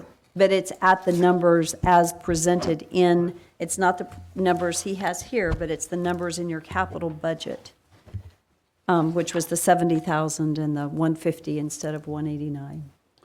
And so what I'm thinking, in my opinion, we should look at capital as a separate approval process and approve the capital budget or adjust capital budget based on capital budget. If we were to move forward right now, I would approve the facilities budget, which is the operational costs. Not the capitals, but strictly operational costs. And if we did that, then it would be based on the realization that you've got about a $25,000 savings if you approve the two positions. It's $25,000 approximately less than what is on this sheet of paper, Right. approximately, as long as we can. Yeah. Yeah. It's in that bulk right there. Well, Mayor, I'm willing to make a motion to support this with an understanding that there would be an updated number on the budgeting, as you had mentioned, as far as the allocation, that whatever that percentage is, that portion would just be reconciled and updated. I can verify and determine if the allocation increase is the exact amount we need based on his percentages. But I don't imagine it would change much more than plus or minus $5,000. So we could postpone this till tomorrow. You could come back with accurate number updates. Would that be the thing to do, to make sure that the numbers are right before we proceed? It's totally the will of the council. I'm just trying to get us on a move forward. Well, Mayor, just for clarification, as far as the capital projects, with the numbers you gave us of 70K and 150, we're looking at allowing them about $600,000 to accomplish those four items, is really what we're talking about. Whether it rises to that full amount or not, since we're talking about estimated numbers, not actual, the motion would just be to allow that up to that amount. If you would like to include capital with the proposal, you could. Because that's really what we're talking about, is those four items, correct? And the amount has been changed from what's posted here. Right, and that's what I was saying, it's about 600,000, not 674. 595 to be exact, I think. Yeah, so it's right at about 600,000, okay. I'm cool with that. You want to, I'll make the motion to remind me again, did we already approve the building safety side or Yes. not? Yeah. Yes, Okay, so we're just talking about facilities. I would make the motion to approve the facilities budget as proposed and as amended in conversation, I guess, by the mayor and finance director of the capital projects not to exceed $595, is that what you said? $595,000. Doug, is that correct? That's what I'm looking at on our budget line item, facilities You total? did say correct? Second. Yes. Okay, so it's been moved and seconded. Is there any further discussion? And are we all clear on that motion? It includes capital, Right. and it includes operations with the understanding of Right. the allocation. Budget as presented with that amended amount. Who seconded? It was seconded by Doral. Okay, if there's no further discussion, roll call. Rodriguez? Yes. Hoagland? Yes. Levi? Yes. Skog? Yes. Brunner? Yes. And Haverfield. Yes. Thank you. That was a little challenging, but we got through it. And now, so you're good to go. There you go. Almost, except for the changes, right? Right. You'll be good. So Mayor, does that change for the library until tomorrow again, or I just I'm sit there not sitting out sure. here? Let's see Okay. how Parks and Rec. Claire, are you going to be here been- no matter what? You are. She's going to be here. Okay. So we'll see. Parks and Recs, we have 1 hour. And if we can shave off, we'll see. We're ahead by 15 minutes. We're ahead by 15 minutes, so there's two hopefully items, we right? can get library in today. We'll see. We're going to be in there for an hour, take a 5-minute, Would you like a 5-minute break? Okay. or I can just go. Actually, and it's up to you guys if you want to. That's good, 5-minute break. 5-minute break? Okay, so while you set up real fast, we'll take a 5-minute break. Okay. Thank you. But your intern is not presenting?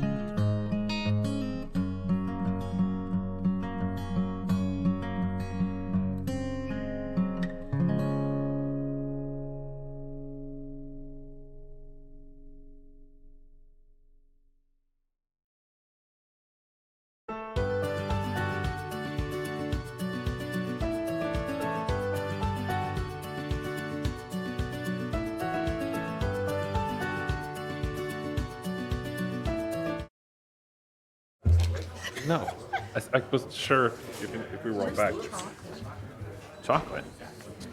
I Have a have whipped a, No, I'm talking chocolate. let me get it real quick. I am talking chocolate. I'll try not to run over. Okay. Hey, Doug.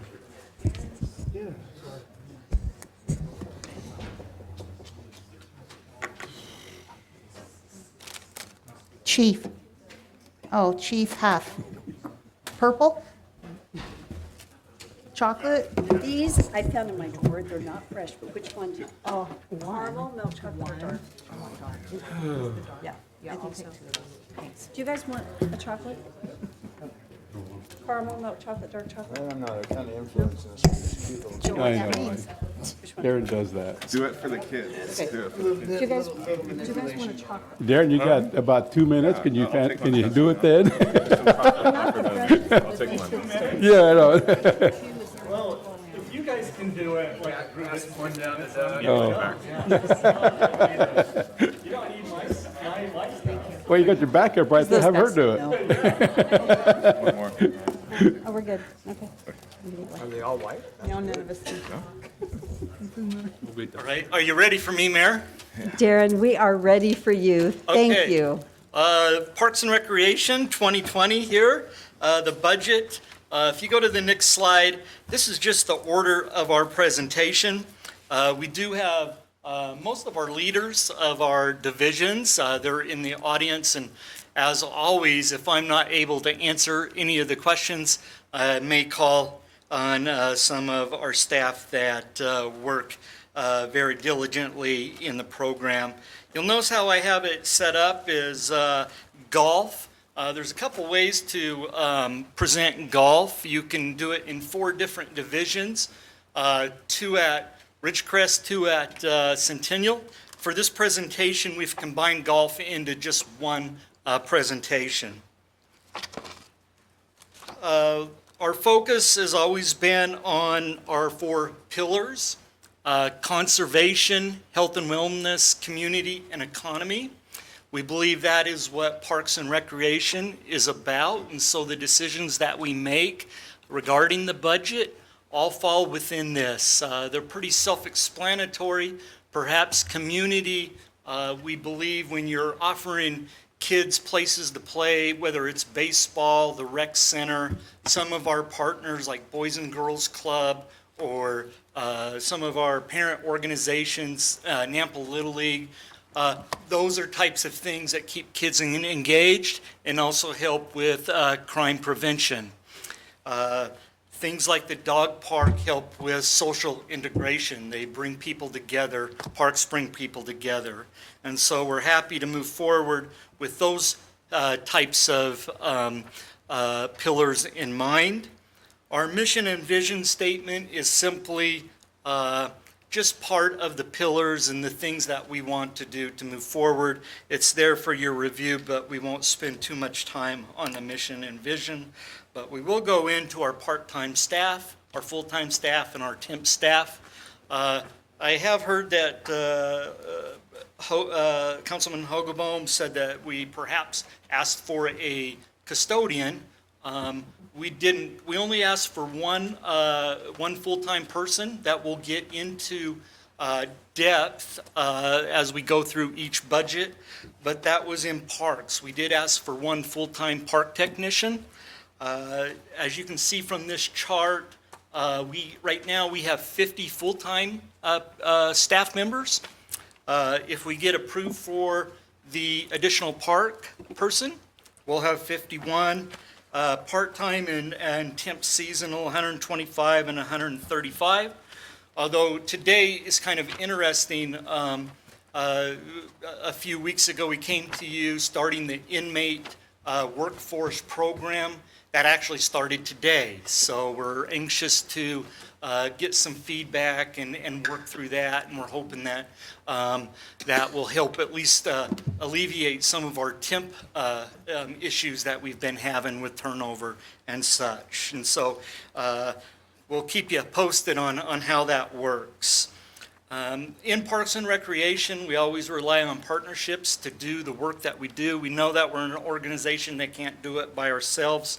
And so we partner, whether it's with scouting groups, church groups, civic organizations. We try to partner and try to do good things for the community. We get so many volunteers, volunteer coaches. It's in the hundreds of volunteer coaches that we have to recruit each year. Same with the organizations that are parent organizations, and then the people that just volunteer and the organizations that volunteer in our parks. So a lot of emphasis on partnerships.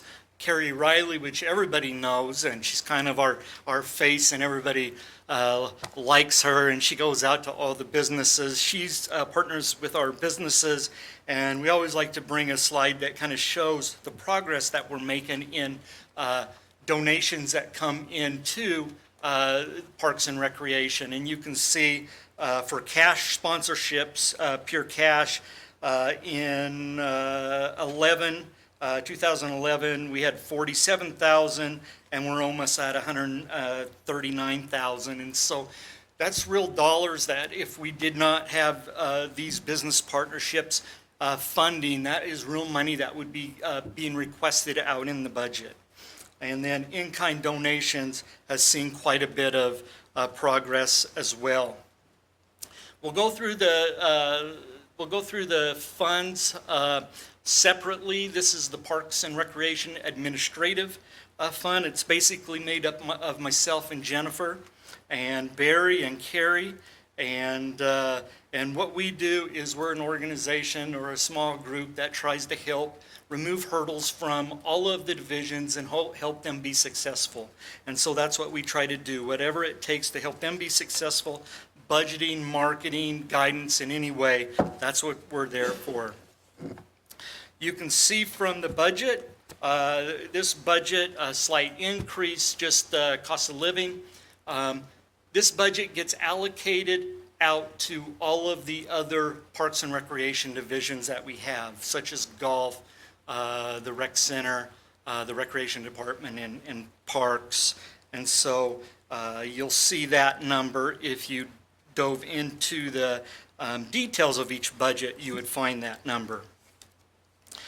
Okay, so that moves us on to the Recreation Center. Going quickly, we celebrated 25 years of the Recreation Center. It's been just a neat thing to see our community benefit from the rec center and all that it has to offer. It certainly fits into our pillars because it offers a place for our community to be healthy and meet their goals that way. The other neat thing about the rec center, it's self-supporting. Not only is it self-supporting, it funds the senior center. We do custodial, pay for repairs for the senior center. It also houses the recreation department at no charge, and so that's one reason why the rec department has somewhat of a pretty small budget, is because they have no overhead expenses. You'll see that the form or the capital items that we have for the rec center, we have $7,000. That's for repair of the senior center flooring. Fitness equipment, $100,000. We generally update fitness equipment each year, and that is just to keep things new and interesting, and so people have some motivation to keep coming back and don't get tiresome of the same old thing. Expansion and design, as we mentioned last year, we were working on some conceptual plans to expand the recreation center. This 175 would be to take it a step further, come up with design and construction documents so we could go out to bid in the following year in 2021. And so refurbished gunite in the recreation pool is another $60,000. Again, it's just a finishing on one of the pools. I don't remember when it's been done last. It's probably been 12, 15 years ago since that particular pool has been re-gunited. So when you get to the recreation center budget, you'll see the revenue is a slight increase. Salaries, just a slight increase. But the bottom line, as you'll see there, the 12,488, that would be taken out of the fund balance. And usually you would be concerned a little bit if you were, just with operations taken out of the fund balance. But because we have $342,000 in capital expenses that aren't typical, we feel pretty good about this budget. So this is the Recreation Center budget. It's Fund 225. I'm going to move on to the next budget unless there's any questions in regards to this one. Excuse me, Mayor, I do have one. Darren, when you and I met, we found some different numbers from the Recreation Center. Did you adjust those numbers into this here? I can't recall that it was Rec Center. Was it Rec Center? The Recreation. Recreation? Okay, we'll get to recreation okay. in just a few minutes. Okay. The next budget that we have is Nampa Golf. There's actually 4 divisions that make up Nampa Golf. There's at Ridgecrest, there's the clubhouse, then there's maintenance. At Centennial, there's the clubhouse, and then there's maintenance. And so both courses combined, we have over 65,000 people or rounds each year. It's enjoyed by residents and non-residents, and just a great place for our community. High schools, colleges use our facilities as practice sites.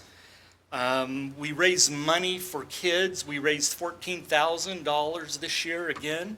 At least the Golf Commission raised the $14,000 in a fundraising effort that goes to kids that go to college, and so 7 $2,000 scholarships. And then, of course, we're working on a long-term agreement with the state of Idaho. On the 9th of July, they were just out. They had an appraiser appraising the property. And so we're waiting for those numbers at this time to see what the value of the golf course is.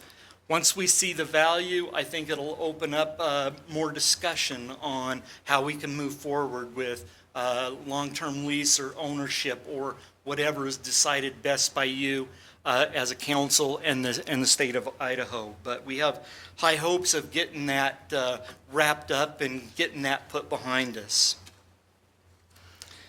When we look at the capital for the golf courses, Ridgecrest Grounds, we have a rough mower at $58,000. It replaces a 2011 with 7,000 hours on it. And then on the driving, Are you okay with questions? yes, Okay. yes, absolutely. You know, you going back, I'm the mower guy that always Yeah, has yeah, questions on. yeah. So I want that reputation. It's important to me. Yeah. No sense of breaking it this year. So what's happening with the mower that you're currently replacing? Yeah, And so- and what is wrong with it? We have one older than that is in repair, so that will go to the backup, and then the old one is, they do a really good job. They part them out. If you went to the shop, you would see mowers with missing parts, and so a lot of times they part them out. So Doug, and Doug is so great, but it's age, no parts, and oh, you don't deal with that? Yeah, they I have can't get you on that one. Yeah, they have a mechanic each. It's so timely. There just isn't any way to be down. Okay, so we're on just golf. not replacing this just because it seems to be old. No. Okay. No. I trust. Yeah. Well, you got to run it. Yeah. And the same way, just because because I'm yakking now, so I know you're not there yet, but same way with the Centennial Greens mower, that's the same thing. It's just not what it needs to be. Yeah. Okay. Yeah. And so, the 11,000 is, people are just hitting the ball longer now on the driving range. There's so it's just to spend about 11,000 to extend the driving range at Ridgecrest. And so we think that we can get that at least done for 11,000. And we probably would not do that until we start getting a full-time lease. It just doesn't make sense to do that. Then a 40,000, and then again, we put in 500,000, and again, that 500,000, we wouldn't spend it. We budgeted it last year, and we're giving most of it back. That'll go into the fund balance. We did spend a little bit on a railing that, what hole is that railing? What? 12. There's a rail that was in bad shape, a safety railing that somebody's already ran into and that needs repaired, by the way. But we did replace that and a pump, but the majority of that money will be shifted over. And so if you compared last year, a 500,000, and then we're asking for another 500,000, most of it is we'll let that go back in and then rebudget it. You'll see the combined summary sheet for the golf. I don't see anything on here that sticks out too much. You'll see our beginning fund balance of 19 was 2656, and then what we're projecting at the end of 2020. We're projecting, assuming that we spend some of that 334, that'll be, we're projecting it to be 2350 or 2360 basically. So that is the golf budget. Is there any questions about the golf budget before we move on? It's a self-funded budget, meaning that all expenses and capital are paid through user fees. It's actually a special revenue fund rather than an enterprise fund. Enterprise fund basically is that you can't have city support to pay for the expenses. A special revenue fund is that it would be allowed to put city funds in a special revenue fund. We just haven't had to this point. It's the fees are covering the operations. Councilman Brunner. So Mayor, I know Darren, which I think was very smart, you combined the two golf courses together. Is it, in my reading, and correct me if I'm wrong, is Centennial not paying for itself, but Ridgecrest is more than paying for itself? And I would like to have some explanation, because Victor's playing Centennial, and okay. He needs to play more. You're giving him free, okay, go ahead, sorry. Now I'm serious now. It's Ridgecrest, I guess if you looked at it as profitability right now, Ridgecrest would be considered more profitable. Operation-wise, Centennial's hanging in there just about break even. Yeah. Give or take a little each year. It seems like the revenue's up a little bit this year, and so I think they're doing well. Also, I think one of the things that has not been great for us is continue talk about whether the golf courses are going to go away or they're going to stay. It hasn't been easy to market in that fashion with that hanging over. So I think once we get past that, we'll be able to really drive a better marketing plan. We'll be able to do better advertising. We'll be able to move forward, I think, in a better way. And then also just the number of people that are moving into the valleys also applies. Well, follow up, and if I was a golfer, I know I would know this, but what's the difference in play? What's the fee? Isn't there a fee difference between Ridgecrest and Centennial? Yeah, Scott, are you able to come up and talk about the fees? Yeah. And I guess what I'm getting at there, Scott, is I guess value, but the reason why there's a difference in fees and from a revenue standpoint would Centennial become even, as far as revenue wise, feel like it would keep its clientele and even by raising the fees? Yeah, certainly, Mayor, Councilman Brunner. The fees definitely are different. There are two different style of golf courses. Ridgecrest is definitely a newer golf course. With probably more features. We have 27 holes at Ridgecrest, so yes, So can somebody play 27 at the same rate as the 18? No, Actually, okay. they're an 18 championship course and then an executive 9-hole Right, golf course okay. at Ridgecrest. So you have, but though, another possibility where for revenue because of Correct. the We 9 do. holes. We- And and we and do I'm have- sorry, what is the difference though in 18 from Centennial to Ridgecrest? Ridgecrest is $30 per person, I believe.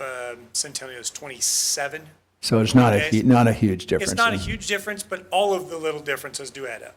Okay. Mayor Kling, are you done? No, you go.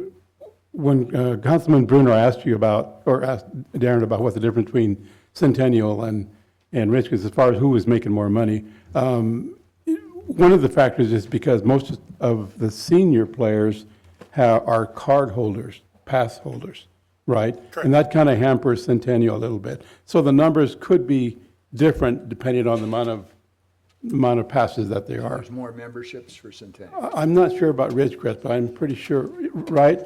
Centennial does have more pass holders than Ridgecrest does, yes. Right, and that's one reason why you don't see the increase of those players who are not pass holders. Quite possibly, Okay, yeah. Thanks. But it is doing very well considering, certainly. yeah. But if Centennial was on its own, it would need to be subsidized to a certain extent. Possibly, I don't have those Okay. numbers in my head at all, but From what I read, I mean, it wasn't a huge amount. statistically, they are, break even, just like Darren said, break even, give or take Okay, a few dollars here and there, okay, thanks. certainly.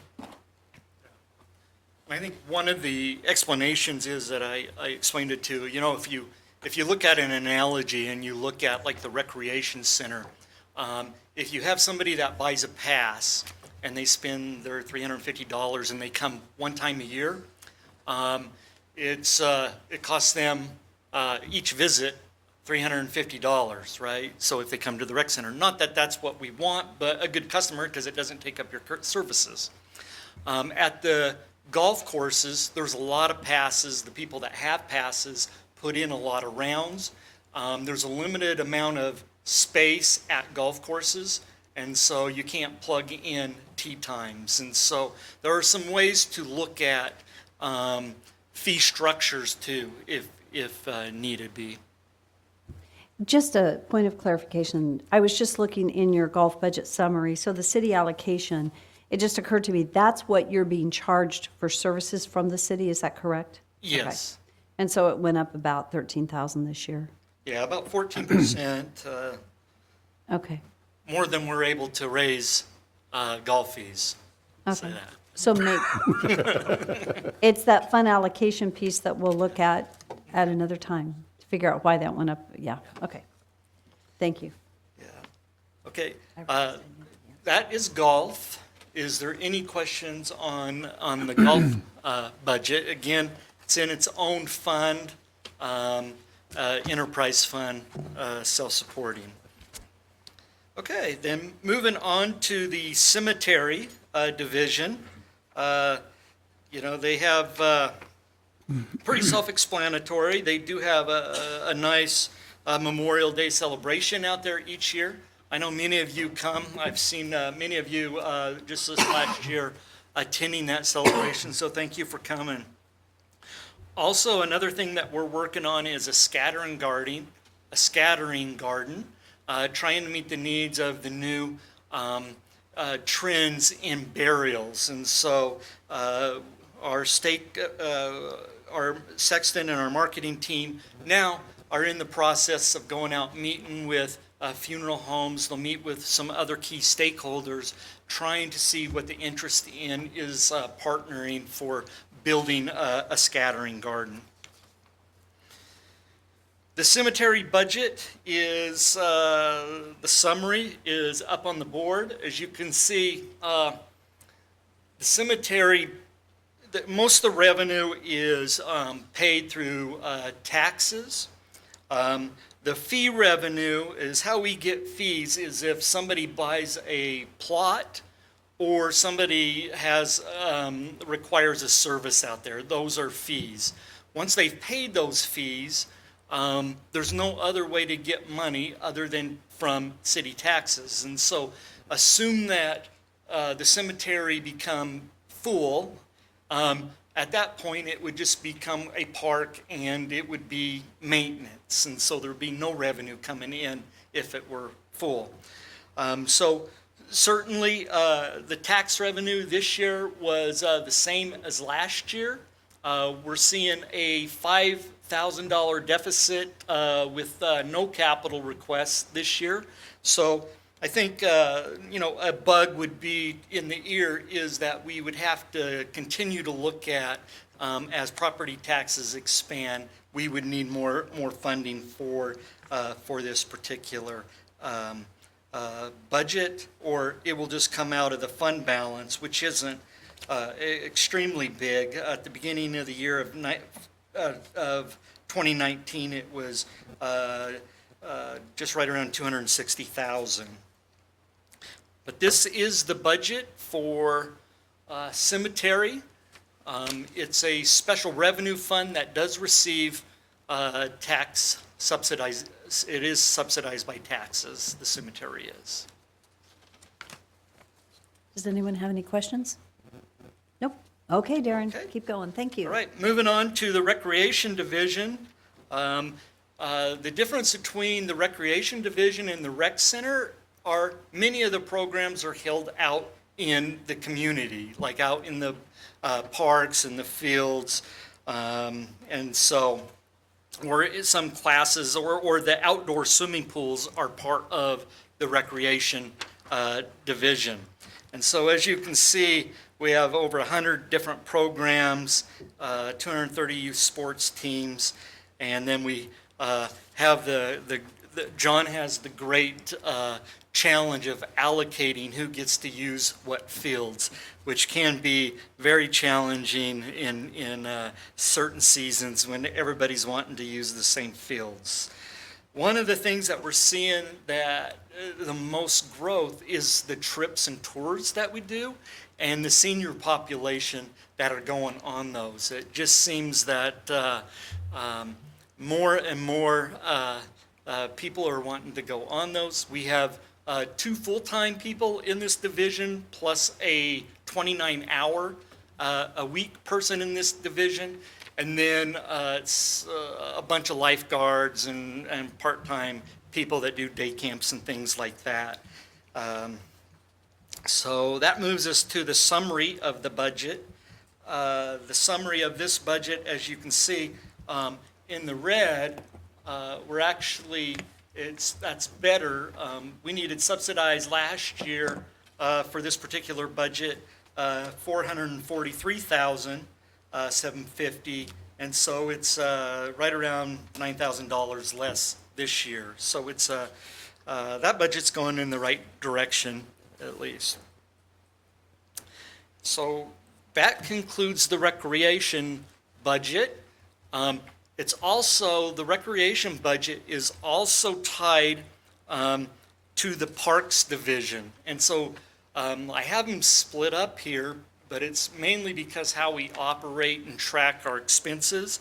And so when you have parks and then when you have recreation, let's say that you had a surplus of money left over in each, at the end of the fiscal year, they all go into one fund balance, and that fund balance is 2020 fund balance. So, so if recreation didn't spend $30,000 of their budget, that would go in the parks fund balance. Same as the parks, it would just go into that one fund balance. So, just a brief overview. The Parks Division and Recreation, it is a special revenue fund, but it does receive tax dollars, both in general fund and tax dollars itself.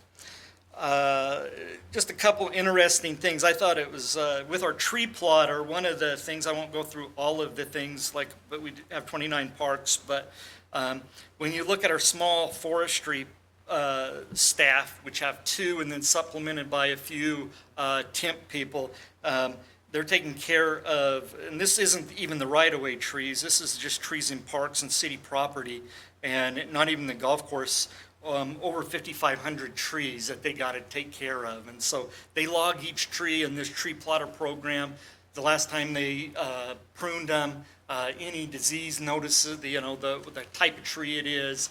And so they have a lot of work cut out for them. I've put in, as I talked a little bit before, staff needs has become an issue as we're getting more park space. I'll talk about this in a little bit, in a little while, but we're building trails. We got Midway Park, we got Aura Brandt Park coming on, and so we need more park technicians. So that is a request, and we get into the requests here.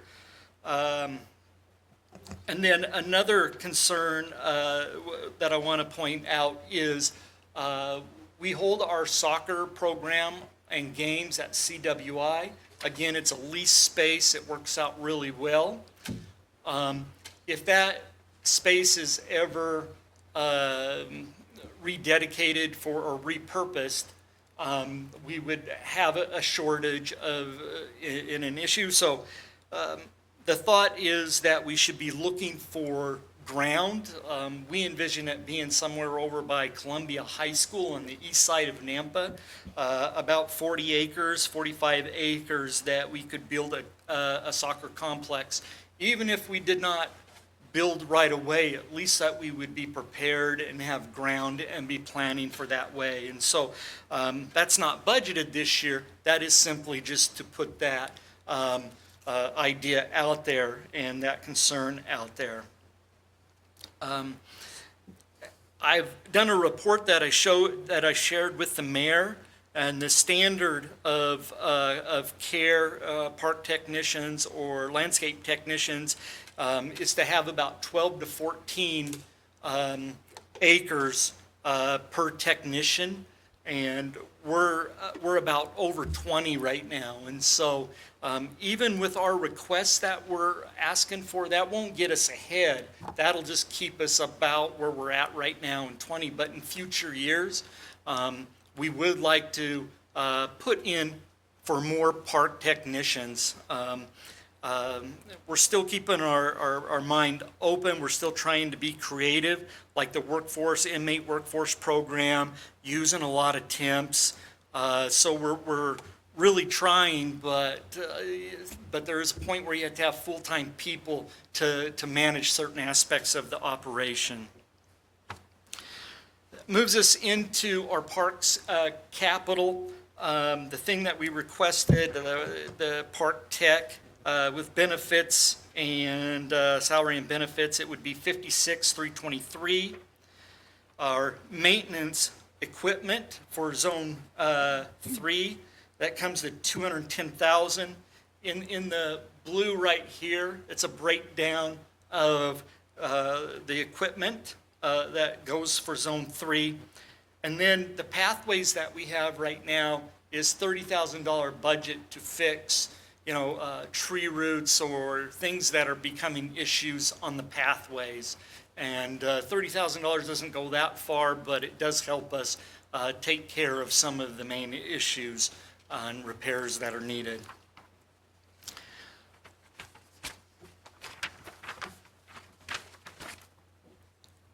Let's see.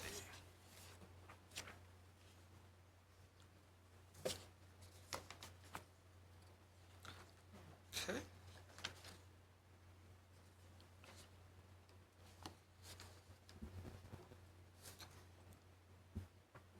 Yeah, so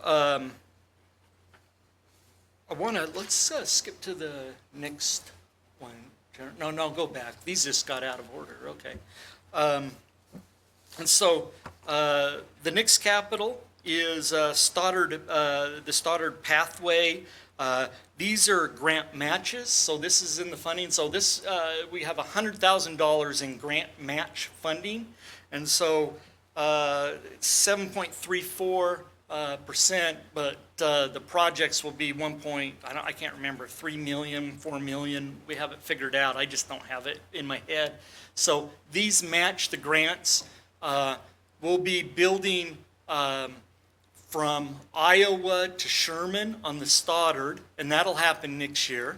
And then at Grimes, the Grimes Drain right by Centennial Golf Course, and McDonough Park going east, will be building there too. That's what these grants are for. Okay, Jennifer, yeah, move on. And thank you. Let's see, Lions Park Shelter. These are capital requests that we put in that aren't funded, or we decided that because there was a deficit, we didn't want to take out of our fund balance any more than we had to. And so a master plan updating Lakeview Park, we took that out. Grimes Creek Culvert Crossing, that would connect the new pathway that we're building over to the park. It would be nice to have, but we're gonna, another day will come and we'll address that in another year. And so, so that is the capital that we have. And then the next page is the summary. So as you can see, we had the equipment, the maintenance equipment, we had the $100,000 in grant matches, and then a new staff member. And so we did get more money in the general government fund, but the revenue for the property tax stayed the same. And so when you look at this budget, you think, okay, well, that turned out pretty good. You have $166,000 left over. Next slide, Jennifer. But then you add what I talked about earlier, the recreation department and that deficit. And so we'll be taking $268,279 out of our fund balance. And so the second time in 2 consecutive years. And so at the beginning of 18, we had about 1.2 million in the fund balance. Now we'll project at the end of, or at the beginning of 2021, if we spend all this money, we'll have about 614.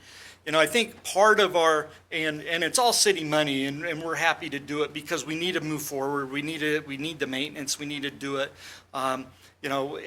The money that we can save has interest to us because we know that there's going to be a soccer park needed. We need land for a soccer park, and so we would like to save up for that.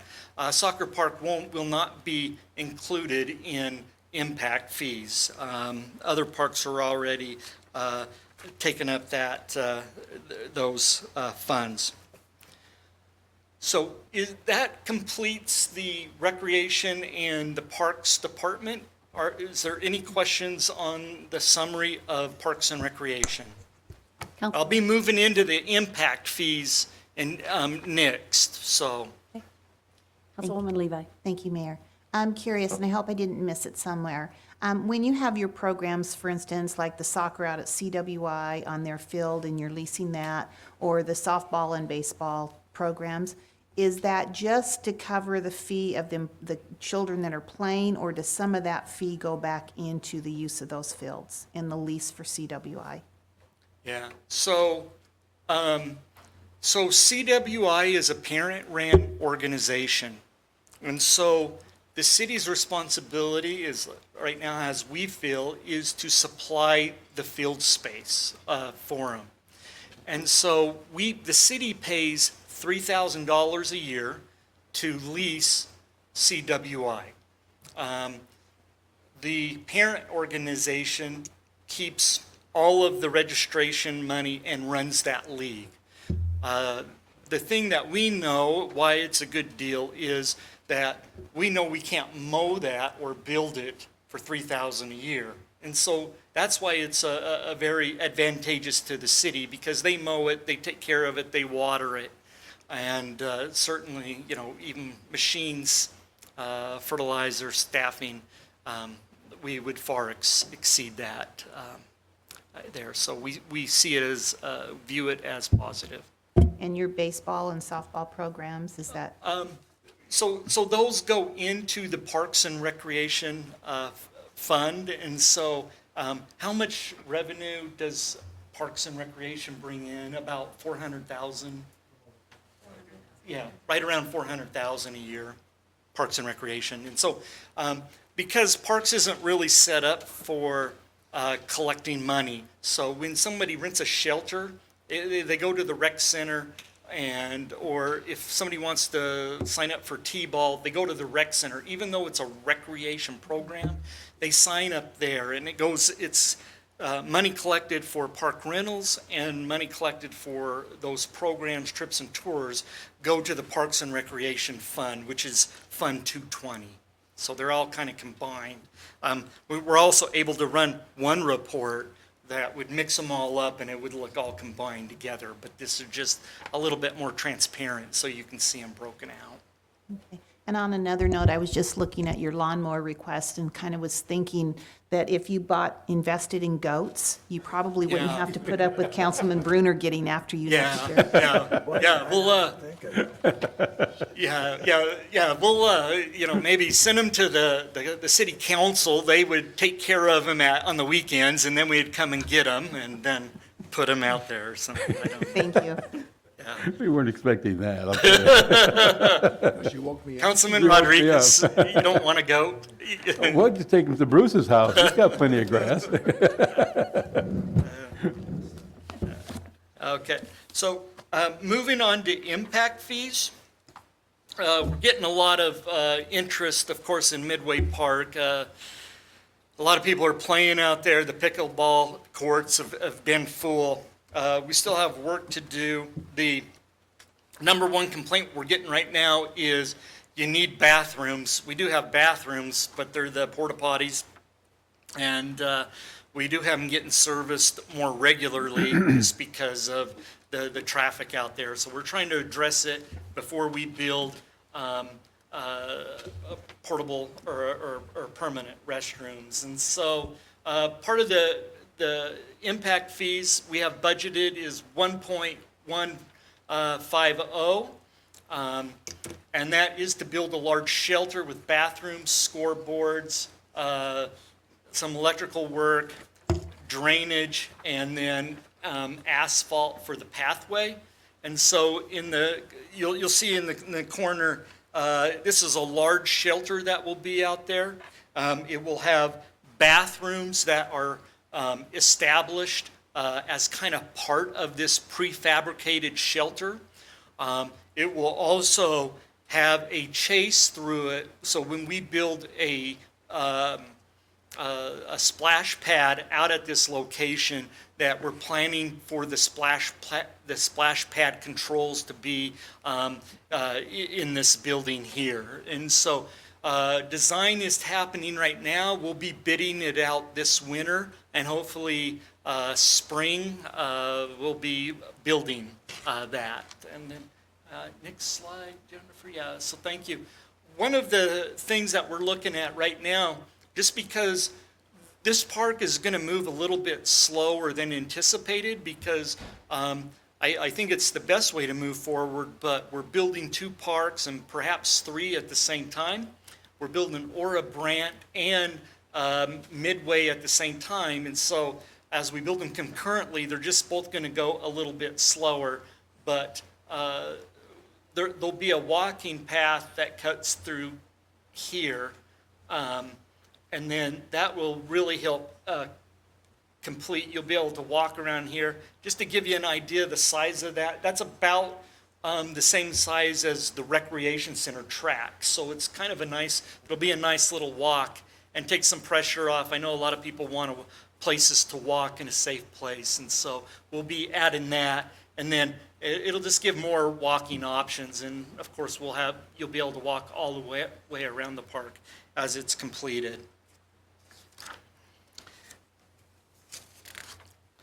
That moves us to Brant Park fees, 1.7 million.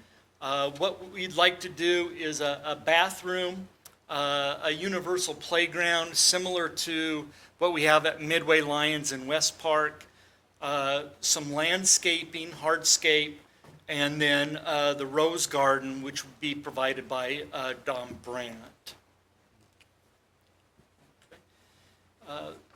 Right now, we already have this parking lot, and we have grass like right through here. So what we're talking about, our next phase would be trying to grass here. So this would, we might not be able to pull off any of the shelters due to the expense, but we'd have the playground, try to get these practice soccer fields in, and some more green space. So that's the plan. And again, we'll be working on design this winter, and hopefully it'll be starting construction in the spring. The last part of the impact fee is $8,000. We own land over on Smith and west of Middleton, 9 acres. So what we'd like to do is simply put together the conceptual plans, meet with the neighborhood, and start that planning process. There would be no construction this year. It would just be getting the feedback, getting the layout, and starting that process. And yeah, so the park impact fees, the revenue, we anticipate bringing in $1 million. The capital that we'll be spending this year is 2.858. Our beginning balance is right around 1,893,792, and then at the end of kind of calculating where we think impact fees are going to come in the remainder of this year and next year, we expect if we spend that money at the end of next year, in 2020, we'll have about $300,000 in the fund balance, and then we'll have to see it grow back up.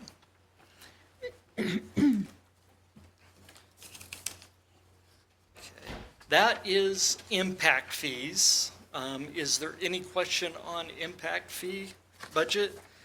And then we're getting close to the end here. We have a couple accounts. We call them just MISC accounts. One is a park development account. One is a dog park donation account. We have one project that we would like to build using both those accounts. We'd like to put a permanent bathroom out at Amity Dog Park. We would like to pay for that, taking $100,000 out of the park development fund and another $100,000 out of the dog park donation fund.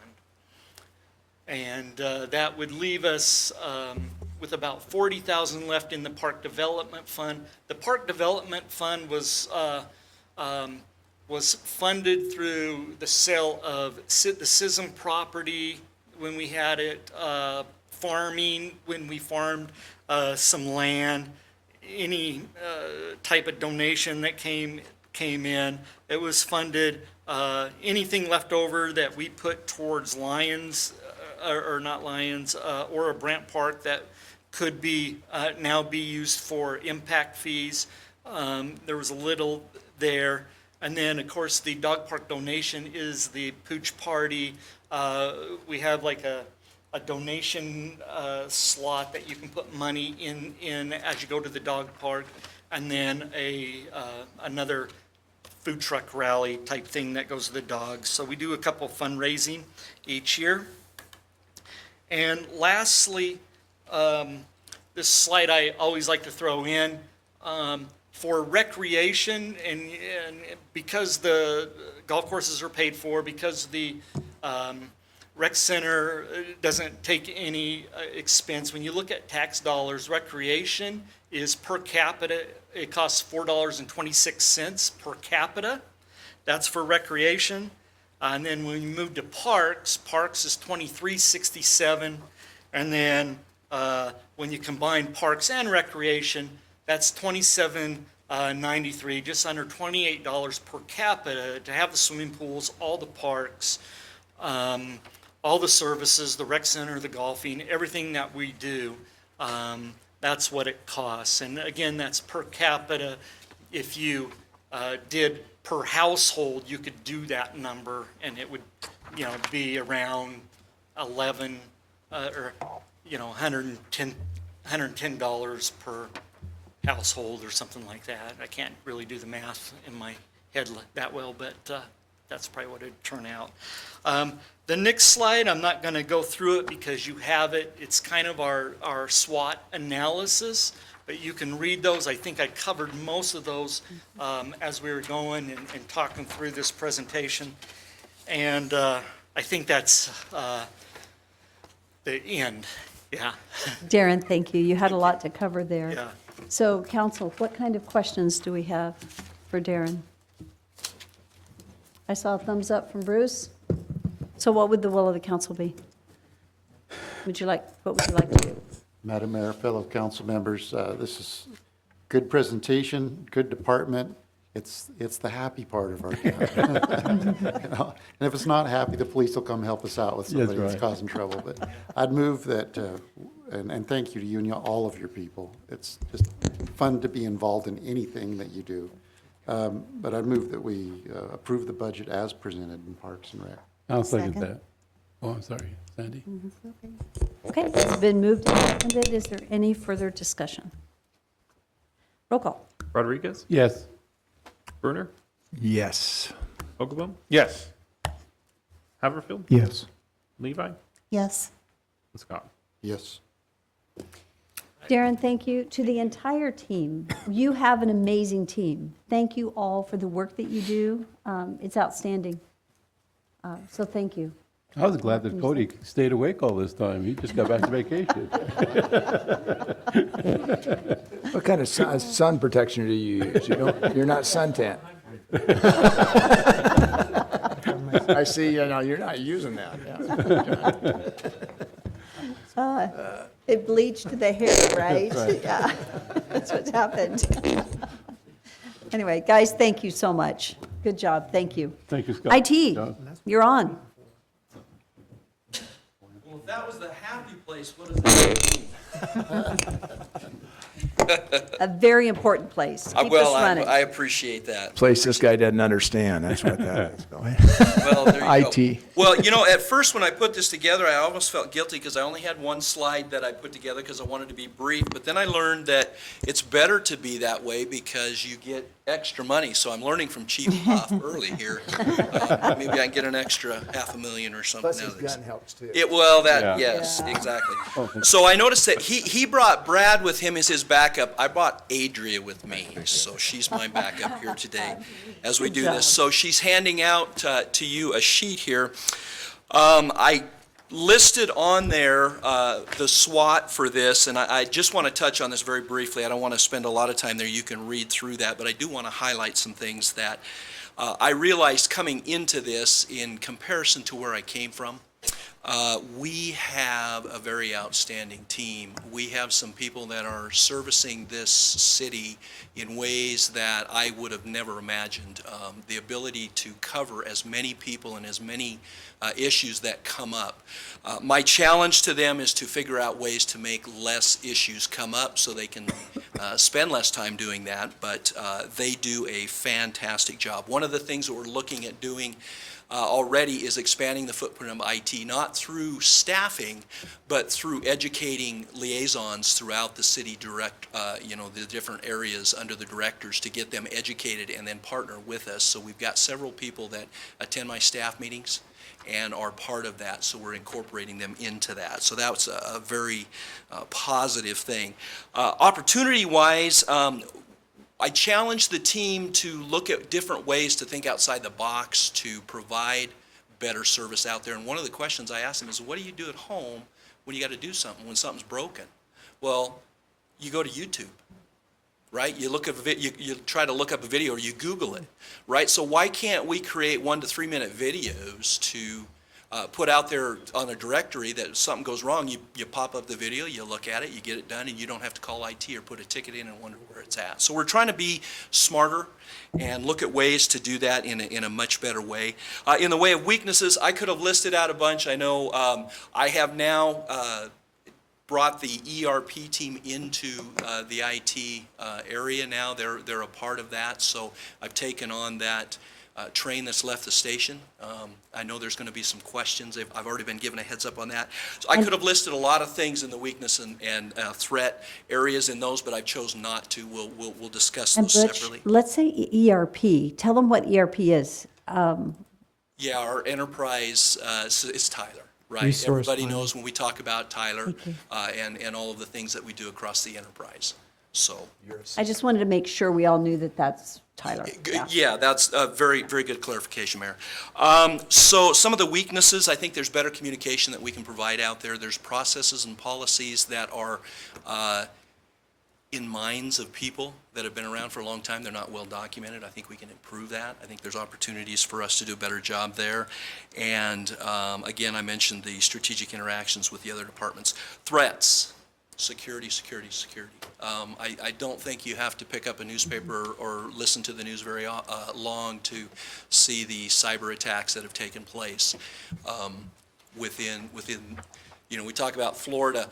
One thing that people don't realize is that it's happening right here in Idaho. I came from Micron. We were threatened by the Russian mob. We chose to thumb our nose at them, essentially, and they attacked us. We were successful in fending them off, but we were very fortunate. It could have been a lot worse. So we got to be very careful against that. And we had a very large security team there. Here, we don't have that kind of a staff, so we've got to be careful and mindful that we're proactive and not reactive. And so that's reflected in the budget. So moving on into the budget, from a personnel perspective, you can look at the numbers there. There is one difference in the number you have in your book, and Doug, I wanted to bring this up here to see if we wanted to talk about it. It was brought to my attention after the books were done that we actually had a person that was allocated to 911 that should not have been, 50%. So that is a difference of about $56,000. That needed to be added to that budget number. And I didn't know if we wanted to do it. We had talked originally about doing an amendment later on, but do we want to attach that right now? We need to attach it. I do not. Again, it's going to Yeah. go back to, We've got it in? We're ready to go to add it. We've got the exact number for that. It's one of another Tyler gift. can we go ahead and have that number now? Because I don't want to do amendments later. Yeah. 56,024. What's that for? That is for a resource that we had that was allocated to the 911 fund. Half of their salary was allocated to 911 and should not have been. So we got that corrected. Okay, so that is from the personnel perspective. We are not requesting any additional resources. We actually gave a resource back. We had a project management position within IT, but because we brought the ERP team into IT, we're covered at this point, and we will look to roll those in the future once the project's completed. So we're able to cover that. From a capital perspective, I've listed there all of the requests that we had, but the top three are the ones that are in the budget that you have right now. Replacement of the endpoint security. This may not have to be a complete replacement. We may be able to use the one we have. We're going to bring McAfee in to show us the functionality they have that we may not be utilizing, and we may have already paid for it, possibly, but we want to be able to cover that in the event that theirs isn't going to do everything we need to do. What this does is McAfee does a good job of protecting us against known violations that are out there. They do a good job of keeping us updated. 0-day violations are ones that come out on the fly, and we need to be proactive and protect against as many of those we can. We can't always get them all because you can't read the minds of the nefarious people that are out there, but we can do better. So that's what that is for. Replace the current backup solution. We have in our current backup system is Commvault, and we can back up things without any issues very quickly and everything else. The challenge comes when you have to restore it because you've had a disaster or you've had ransomware lock you down and you have to restore from an older image. I don't think we want to wait a week. I don't think the city can stand to be down a week, and that's pretty much where we're at right now. So we need to upgrade that. So what we've done is we've gone out and we've started to look at other alternatives, which has also gotten Commvault's attention too. So we may be able to work some things there, and it may not cost as much in the end if they're able to meet that. So that's part of that. And then the third one is the storage upgrade. We're collecting more data. That's just life. Every place you go now, there's more data being collected. We're trying to be diligent with that. We're trying to be good stewards and not store things that we don't have to. But from legal purposes, some things we do have to store, as well as the fact that some of our equipment is, storage equipment is old. And so we need to make sure that it is able to withstand the demands that we have out there. So those are the top three, but I did want to call out the next ones on there just to bring to your attention. We have an antiquated phone system that is going to need upgrading soon. When we bring on new employees now, it's more and more difficult to set them up with a phone because the hardware is no longer supported. And to bring in new hardware, we can't put it on our current system. Our current system grew over time, we've added pieces along, so it's kind of a Heinz 57, and we need an integrated system. We also, that number there, I believe very strongly, I looked at it and I've issued some challenges to our team. I believe we can bring that down close to $100,000 off of that by incorporating the phone system into our computer system and eliminating the handsets, providing headsets for people, and having the phone on your computer. We did that at Micron, and across the board it's been very successful. The beauty of it is you can take your Office with you if you have a laptop. So if you're at home working, you have to work from home, you dial the Office phone number, it rings right there in your computer, so it's with you wherever you go. So there's a lot of advantages to that, and you don't have to have all that hardware. So excuse me, Mayor, but voicemails and so on, do they show up then on your email or? Yep, you'll get. And currently that's not happening? Correct. Okay. What's that? That does happen. Well, yeah. For some. Yes, okay. yes. Yeah, that's a great question. So that is that one. Security auditing software, we right now don't have the ability to go in and say what's coming through our firewall. Who's coming in or attempting to come in from the outside. Again, this gets back to some of the ransom attempts and things like that, as well as when our employees are logging in and things like that. We don't have an audit ability for that, so that's something that we would look at. And then the core switch modules, this particular line item may be addressed by a project that's being worked on between the police and the streets. The opportunity to use the cameras at the intersections and the work that's being done there, we may be able to incorporate their needs into this because we have to have switches and hubs that can handle the volume of data through there, and our current systems won't handle the volumes that they're needing for that project. So we may be able to incorporate that into that project as well going forward. So that's the capital requests that we have, and again, the top three are the only ones that we have on the books this year. And then operations, I just listed this. This is our allocation that goes out, and I just listed that it's gone down this year, almost $90,000. This is not an indication that it's going to continue to do that. It's going to flux. It depends on what we purchase, what we support, if we come out with a new software package or whatever, that allocation could flux. So it could go either way, but it happens that in this case it's going down. Part of that's because we've been able to eliminate some of the duplicate systems that we had as a result of replacement with Tyler.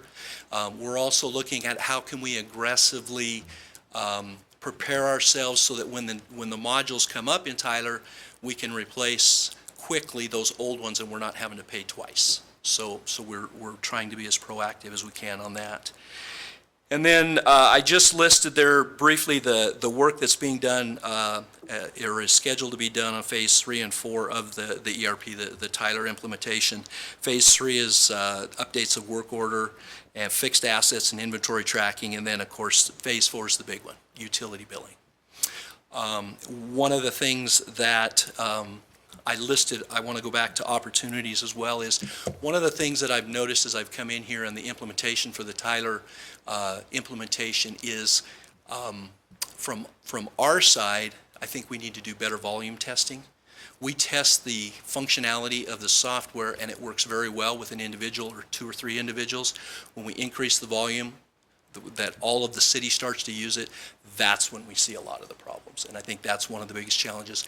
Another challenge that I'm issuing back to Tyler is I don't believe they're doing regression testing. And what that means is when I find an error and I put my tests out there to test for that error as I change my software, that test should always be run in subsequent releases. So in other words, if I identify that problem and I fix it, I should never reintroduce that same problem again. I should have this list of tests that I've run. I should always run those tests, and it should be an ever-growing list of tests, and I don't believe that's happening. And so I'm challenging them with that. So with that, I'm sure there's a lot of questions that are going to come, so please. I'd like to start, first and foremost, I am so thankful, Doug, that you're here. Thank you. It's excellent to have your expertise and actually to be able to identify some of the challenges that we've been having and how to address them. Thank you so much. Appreciate it. I am seeing a difference in the personnel budget that is on your sheet from what is in our packet. And so, And that is because I put the 56,000 in mine. And so it should be a difference of the 56,000. I just put that there because I wasn't sure if we were going to address it or not, so I did add it to mine. okay, so, but what I'm seeing, though, is the FY19 budget is the same on both of these. The FY20 proposed budget, you have yours in at $1,479,000. In the book, it's at $1,703,000. And in the book, it shows an increase of $143,000 in budget. Yours says it's a decrease of $80,000. So I'm not sure which is our real budget. Let's go with Doug's. Let's go with Doug's. Good idea. Yeah. Mayor and Council, Mayor, that's 1.7 million. Is that on the insert sheet that we created? It's this, Yeah. it's in this book. In the binder. So that's not the number that's in the budget book, actually, for the line items in the budget module.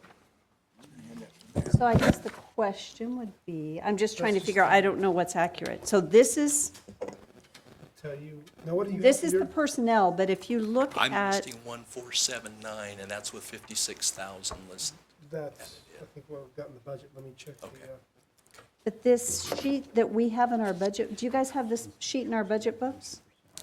I never. There's a sheet, IT budget summary FY20. That is an outdated sheet. I can already tell you. If that came out with the book, that green, yeah, with the green, yeah, So this is not accurate. that is correct. Okay. So Prove it. then if we go to your actual budget, That's one of my questions. I'm sorry, next year we'll have IT have its own module. So the That's a actual budget you have in here at 1479460. That's correct. And then do we need to add 56,000? No, that is with the 56 in, right? Or not? No, that, the 56 needs to be added to that. Needs to be added to that. Okay, okay, So thank what's you. our number? So the actual number is, let somebody give that to us. 56,024, wasn't it? What was it? Get my phone to work. I have $56,000.24 was it. Is what we've got to add. On top of the 1479? Until- Yeah, okay. I'm not doing the math. I just. So Doug is, I'm stuck getting a road call from somewhere in the middle of nowhere. I couldn't get to my calculator. yeah, we're still dealing with that one. Oh, I hate it. Those calls from everywhere. So this increase does come out of Gen Gov. Right? Yeah, that wasn't included in the 2% budget that was proposed, so Correct. this will be a net increase. So that 25,000 we just found, Yeah. we just went 25, about maybe 30 the other way.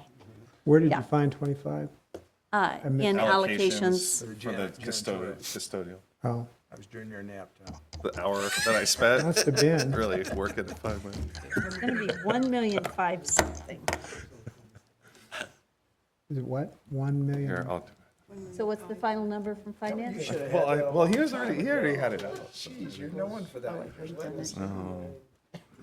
Well, Doug's on it. 1535484. Say that one more time. $1,535,484. Okay, thank you. You said 1535484? Mm-hmm. Yeah, okay. So about Which is better than the 1.7. Yes. Yes. Are we Thank able- you for So clarifying. about that. $24,000 then reduced rather than 80. Right. Mayor Kling, Yes, are we asking questions now? yes. Okay. So you touched on the ransomware attacks in Florida, so you're aware of that. Obviously, that's a high point for us to consider, obviously, because as a city, we couldn't afford to pay $460,000 to get our information. Nor would I ever advise you to do so, because only 26% of those who pay ever get their data back. Okay. So can you talk a little bit about the geography of your redundancy of backups? How are we set up to back up right now? Okay, we have all of our systems backed up within, is it nightly, Mark, that we're doing it? Yeah. So we have. So every day you back up? We do our backups, and one of the things that we're looking at is, again, if you back up the ransomware into your backup, it's there. But if in our backups, we spoke to one backup firm that their backups are specifically set up to be read-only, so no one can go in and introduce something to the backup, which is a positive thing, provided you haven't already backed it up into that system, right, which doesn't gain you anything. But that's one of the things we're doing. The biggest thing that we can do, the biggest threat to ransomware is our employees clicking on links in emails and things like that. So we're going on a proactive campaign to prevent that, and we're actually sending out phishing emails that mimic those that come in, and we're sending those out on a periodic basis to educate our people. So if they do click on that link, they get routed to training, and we get notified. And I just noticed that And this is- iCrimp had sent out that notice to us if we wanted to be involved with that, so. We are heavily involved, Okay. yes, yes. We And I can- appreciate the partnership with iCrimp because they're the ones that are partnering with the cities, and they're actually paying for that service. iCrimp is, so that is a benefit. Yes. So you didn't answer my question about geography of your backup. As far as all of our software systems out there, is there anything we're missing? Where are they at? So they're two separate locations? Yes. Okay, and when you talked about your current provider is Convault? Commvault. Are you looking at other providers like HPE or Dell, someone else that? We're investigating some others, yes, Okay, absolutely. so I'll just, if I'm okay, the phone system, isn't it a Cisco phone system? What do we have here? Mitel. Mitel? Oh, okay. So what type of system are you looking to transfer over? Mitel or Datatel actually offers, and we'll look at others, but the current system that we have, their upgrade would allow us the opportunity to go to the internet or to the web-based. Okay, so we And could Randy, save that is not in the budget. We only the phone funded. upgrades? Yeah, it's that we It is not. pushed that out. It's not on the Oh, table for so the yeah. 283 is not a part of the budget? Correct. The only ones that we have put in the budget are critical and high. So Okay. those in the green are the top- currently in the Yeah, capital just the budget. top three, that's correct. Okay, well, that changes things then. I was looking at these other numbers and I was thinking, man, we've got money we can possibly save there. Yeah, we already. But said it. my question is, first one I had was, is the number one item, the 32,000, is that enough to cover the cost that we need to make sure that we're safe from ransomware or other attacks? We believe it is at this point, yes. Okay. Well, then the other questions don't matter anymore. Sorry. We tried to save the money before we got here, Well, so. we're not considering that one anymore. Mayor Kling, Yes. if I could. So I spoke to you briefly about what we're having to pay the Tyler program that doesn't work in some instances. So what's our solution here? Because we keep paying and paying and paying, and I wish I could just say, and they're gone. What's your plan for that? Councilman Rodriguez, I appreciate that question, and There's a lot of analysis that I'm doing still, because I am still new to the whole piece, and so I've got a lot of hearsay, but I've also got some experience there as well. And I think that the blame lies on both sides of that fence. I think there's part of that lies in our lap as well. I think the way that things were implemented in the first two phases should have been done differently, and I'm going to assure that that is the case for phases 3 and 4. We need to make sure that our people understand how to use what's being implemented. I think there's a lot of functionality that's in the existing systems, like some of the strain that Doug has gone through with the budget, I think could have been eased significantly had we known what the needs were, had we sat down with the individuals there and been able to do that. And I think that's on us, and we need to do a better job with that. As far as from the Tyler side, I think there's a lack of communication. I've indicated that to them. I've met with our city attorneys. We've drafted a letter that I have sent to them to indicate what the contract says they are supposed to provide us with response to our issues, and they're not meeting those standards. So I've been in contact with them, and we're starting to see some activity there. It's still early in that because it's been within the last week or so that I've done that, but I'm working diligently with that. I would like to also reach out to them and see how we can partner with them and be a beta site for some of these activities, which would allow us to have first response on issues, immediate response, and upgrades, and all of the things that we do so we get better response from that, so that it's a win-win for both. We get a better system and a better product, and they get a better product to sell to their other end users. But those are some of the things that we're working on. Communication, though, is the biggest downfall that I see. We put a ticket in, and we don't hear back. We call, and we fixed that last week. Communication to let us know that you fixed it is a key, and so that's what we're working through, some of those things. Well, thank you for doing that, because Absolutely. we've heard that day in and day out and day in and day out, and so I'm glad you're on top of that and gonna get some results. Thank you. So Mayor, I just to go back, so 2 years ago, when Tyler was brought to us, who was the middle person or broker that was brought in? I to the believe picture to help facilitate this. Ide Bailey. Ide Bailey was a big piece So of it. help me, Ide Bailey totally is out of the picture now, other than doing some auditing stuff for us? What's the? Yeah, Yes. they are out of the picture at this point, yes. Okay, and we, and Doug, I mean, I don't expect you to know this. Any idea what we paid them for their services? Ide Bailey? Yeah. You don't need to look it up if it's, I just, I rough. might have the file open. It's a good $1 million. It's a lot. I don't know if you $1 remember. million? It's a lot. Yes. And in your estimation, what did they do for us? Have you even investigated that? I have not investigated, in all honesty. They were consultants, and I don't know if you remember, I actually brought Well, a I remember we proposal. passed it. I told if there's any reason to get rid of this council, it would be probably that one area, because we bought that line and sinker. So. Well, and I actually was going to read, Yeah. yeah. Over 2 years, Yeah, Brad goes, yeah. over 2 years, principally in FY '17 and FY '18, we paid them $769,000, Is that all in those? mostly in those 2 years. We paid them $46 in FY '19 after a 15-minute phone call and decided it wasn't worth it. Wow. I thought it was higher than that. Well, the budget was. Well, it's high enough in the my budget was- mind. The budget itself, That's a lot of money.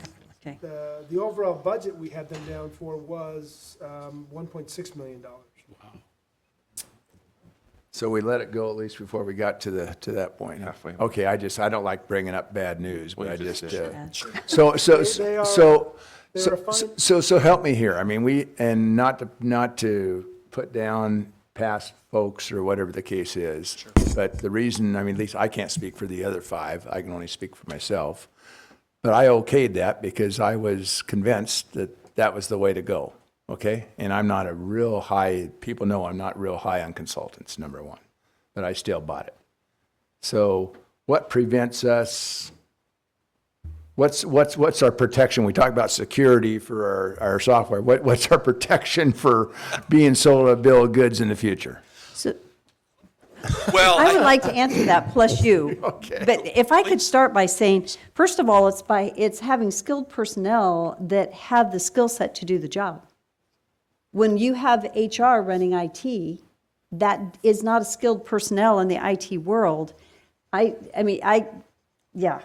Okay. I'll be careful what I So- say, but Enough it's, said. yeah, enough said. You have to have someone that So knows Mayor, this. well, you're confident in that we're Absolutely. there. I mean, I know this gentleman as a person, but you're confident. And Councilman Brunner, in the years I've worked in non-municipal accounting, I've rolled out several significant accounting and budget software systems. All of them have taken an incredible amount of pre-planning time to organize, to communicate, to really dig into the guts of what you're doing before you take step one off the edge of the cliff. And I think because some of the people involved hadn't had that level of experience of doing that, they didn't think about that as a necessary step and did not do it. It's the pre-planning, the socializing, the contacting other people and seeing what the results have been before you make that step. And those are things that didn't happen. So we have the triumvirate here, that's not going to ever happen again, at least. I'm not going to do it. Well, you know what, one thing we I am will, Bobby, I'm including Bobby in that too, Becky. but one thing that you can say is implementation of a system like that is not easy. No. It is not easy, it's difficult. Well, I did So it. we can step into the utility billing rollout, and it isn't, we will not make the same mistakes again, but that doesn't mean it's easy. But we have a combination of Butch and his leadership, his background, his skill set, and then we have Doug, who has the oversight of utility billing that also has, and that collaboration right there is the leadership that you have to have. And I'm extremely pleased that we've got it in our city, because that's what keeps us there. And I do appreciate your concerns, because it is definitely a concern, and we will not meet dates just for the sake of meeting dates. We'll do it right, and we'll make sure that the groups that are receiving the software at that particular time are ready for it, and that we're ready to flip the switch. And so, Okay. and I've had that experience at Micron. We implemented SAP across the boards. So I've been through the pain before. There is pain, as the mayor has called out, but it can be bearable pain Mayor, rather than suffer. Yes. first question. I've heard you've been called Doug and Butch. So what is it? I'm sorry, I call him Doug all the time, and it's Butch. His name is Butch. There's worse, there's worse names to be called. Call me Butch. It's my error. I am so sorry. I do it way too much. But we have two Dougs, why not three? I was just I'll gonna, answer Sorry, to Butch. whatever you, yeah. okay. Just a general comment. My son's in IT, worked for the state Supreme Court. They bought into the Tyler system too. And it costs them considerable dollars after the fact to get it up and running. So we're not alone in this. There are others that have bought into it as well. Well, we still blew it, but, okay. Well, I don't know, it's, he bought stock and he's done really well in the buying Tyler stock. I mean, they are out there, and they're a player in the market, but, Well, and I think one of the things that I'd like to also add then is just because we are using the Tyler system doesn't mean we have to use it for every small piece. If there is a better way to do things, a more efficient and more cost-effective way to do it, we will integrate it with the Tyler system. I'm not a one-size-fits-all. So it can be integrated, it does not have to be, I know they always sell the comprehensive, but it can be integrated with other systems. Yes. Okay, well, that's a positive, I wasn't sure that was gonna. Yeah, absolutely. Are we completely out of Springbrook, everything? We are not. We are not completely out of Springbrook yet. Will we be? We hope to be very soon, as soon as possible, but it's got all of our, what do we got left in there? Utility billing. Utility. We've got all of, and is there anything else? History. And then financial history, That- because we yeah. only converted 3 years. So the plan was to keep Springbrook for the 3 years after go live of utility billing and continue paying the maintenance. But it might be less expensive to convert the data. and move forward with that. Yeah, anything we can do We're to be discussing proactive that. there, we will be. Mayor, so is the police department, your auditing systems, is it through Tyler?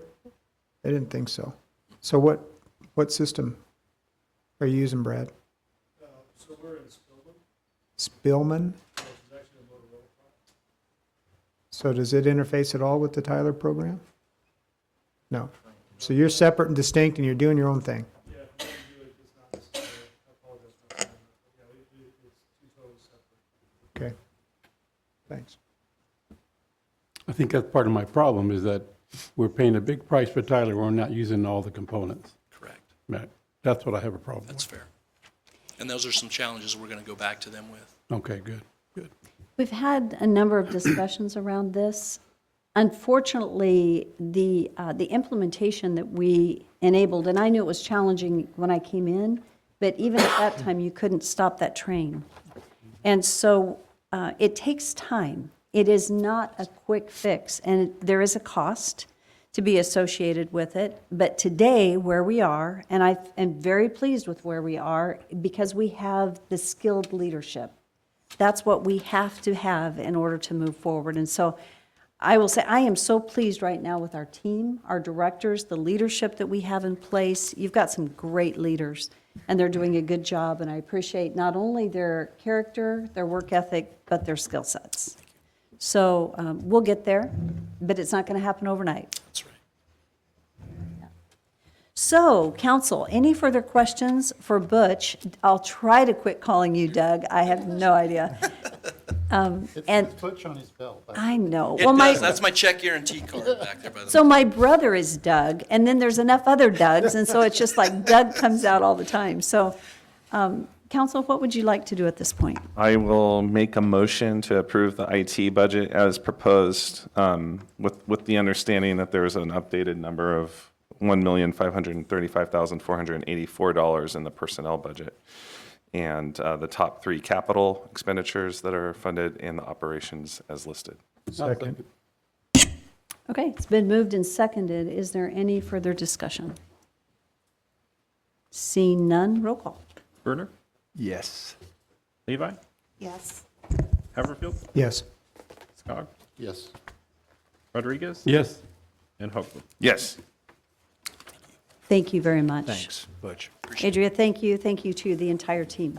Thank you, Doug. I'm not going to live that one down. No, you're not. So bad. So I have a question.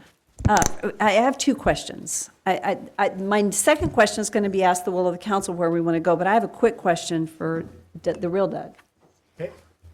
Do we have any other budget errors, something that's not in here that impacts our general fund? Were these the only? The only possible thing I can think of is there an offset in 911 because of the budgeting? So 911 goes down. Yeah, so the 911 budget goes down, but that's outside of the general gov, and this one goes up. So that, across the city, it's zero, but I'm not aware of anything else inside the city general government budget that would change. So I'm sorry, Mayor. So our general fund, though, has gone up $56,024. Yes, it has, in cost, yes. But, okay. Actually, I've got 31,024 if we have the approximately 25. $25,000 savings that you'll research and get back to us tomorrow. So it may be in that 31,000 range. Well, possibly not, because we've already built in $25,000 of savings into the budget. So my verification was to determine if that $25,000 would go up or down $5,000 or $10,000 based on Patrick's percentage of usage into the new development services building. Okay, so could you, by the time we meet tomorrow morning, Yeah. give us an idea of, based on these adjustments, where we're going to be? So it looks like it may be in that 56,000, whatever then. Yeah, I'll have it tomorrow morning. Thank you. So what's important is that as we continue to move through this process, I want to make sure, because we're looking for savings, I think, and I want to make sure that we don't have any other actual additional costs to our general fund that we're not aware of as we're going through. Because I guess the concern I have that I just realized, we're approving some budgets, but we also realize that we had an error that we need to, right? We're having to correct it. Right. So we're going to have to find those dollars. Yeah. And that will be according to the council's guidance, so you can let it roll over. It probably wouldn't change the 9th decimal place on the levy tax rate if you let it roll through, or if you wanted to try and find a place to cut some of the cost. Okay. Councilman Scott. Oh, Nothing, I'm ready to adjourn, but you had another question, I think? Well, it was really the will of the council at this point. I would anticipate, thank you for being here, Claire, so we will just, would the council prefer to go ahead and start tomorrow as scheduled with library? Yes, we What- have a party to go to. Yes, we do. What, And I have, well, let me go, because they've been sitting here this whole time. What's the realistic timeline, Mayor, if I may ask? What's brief mean? Or we can approve it right now. if you'd like to. I mean, I have been through that. Claire's been kind enough to sit down with me and so on. I mean, council. I'll move to approve the library budget as presented in our book. I'll second that. There you go.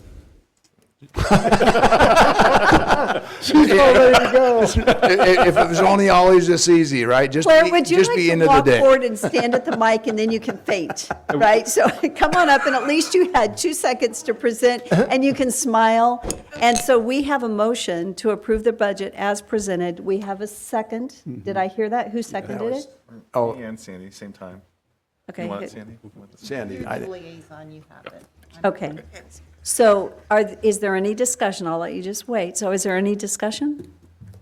It's a great budget. Okay, so then let's do roll call. Rodriguez? Yes. Bruner? yes, yeah. Haverfield? Nope. Levi? Yes. Haverfield? Yes, I wish I would have had a chance to ask a question before Well- but it's too late now. Fogelbaum? Yes. Scott? Yes.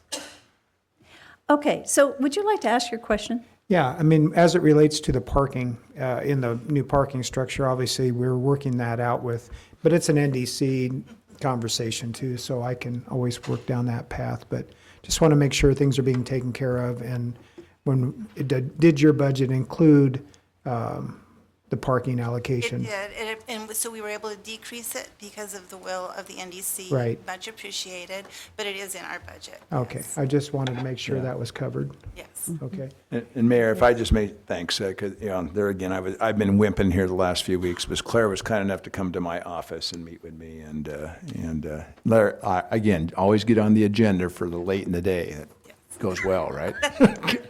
I wanted to thank, most of you met with me, I want to thank you for your time and your thoughtful questions. It was wonderful, and you are missing out on a beautiful slideshow of pictures of what goes on at the library, so that's what it's okay, it's fine. Do you have a Use this- printout? Pardon me? Can you print that out and maybe it could We just be can send it distributed to to you. us? Why don't you send it to us? We will make sure you get it. Brittany put a lot of work into it, so. Yeah. we'll So take it. Claire, I tell you what, Claire worked really hard on her budget to bring forth a good budget, and we appreciate it. You're doing an amazing job, and you have a great team. Thank You you. did. Our team is amazing. Thank Yeah. you very much. Thank you. so much. Well, Thanks, Claire. So Thanks, Mike. that concludes our day one of workshops, and I would stand for a motion to adjourn. So moved. And second. It's been moved and second. All in favor, say aye. All right. Aye.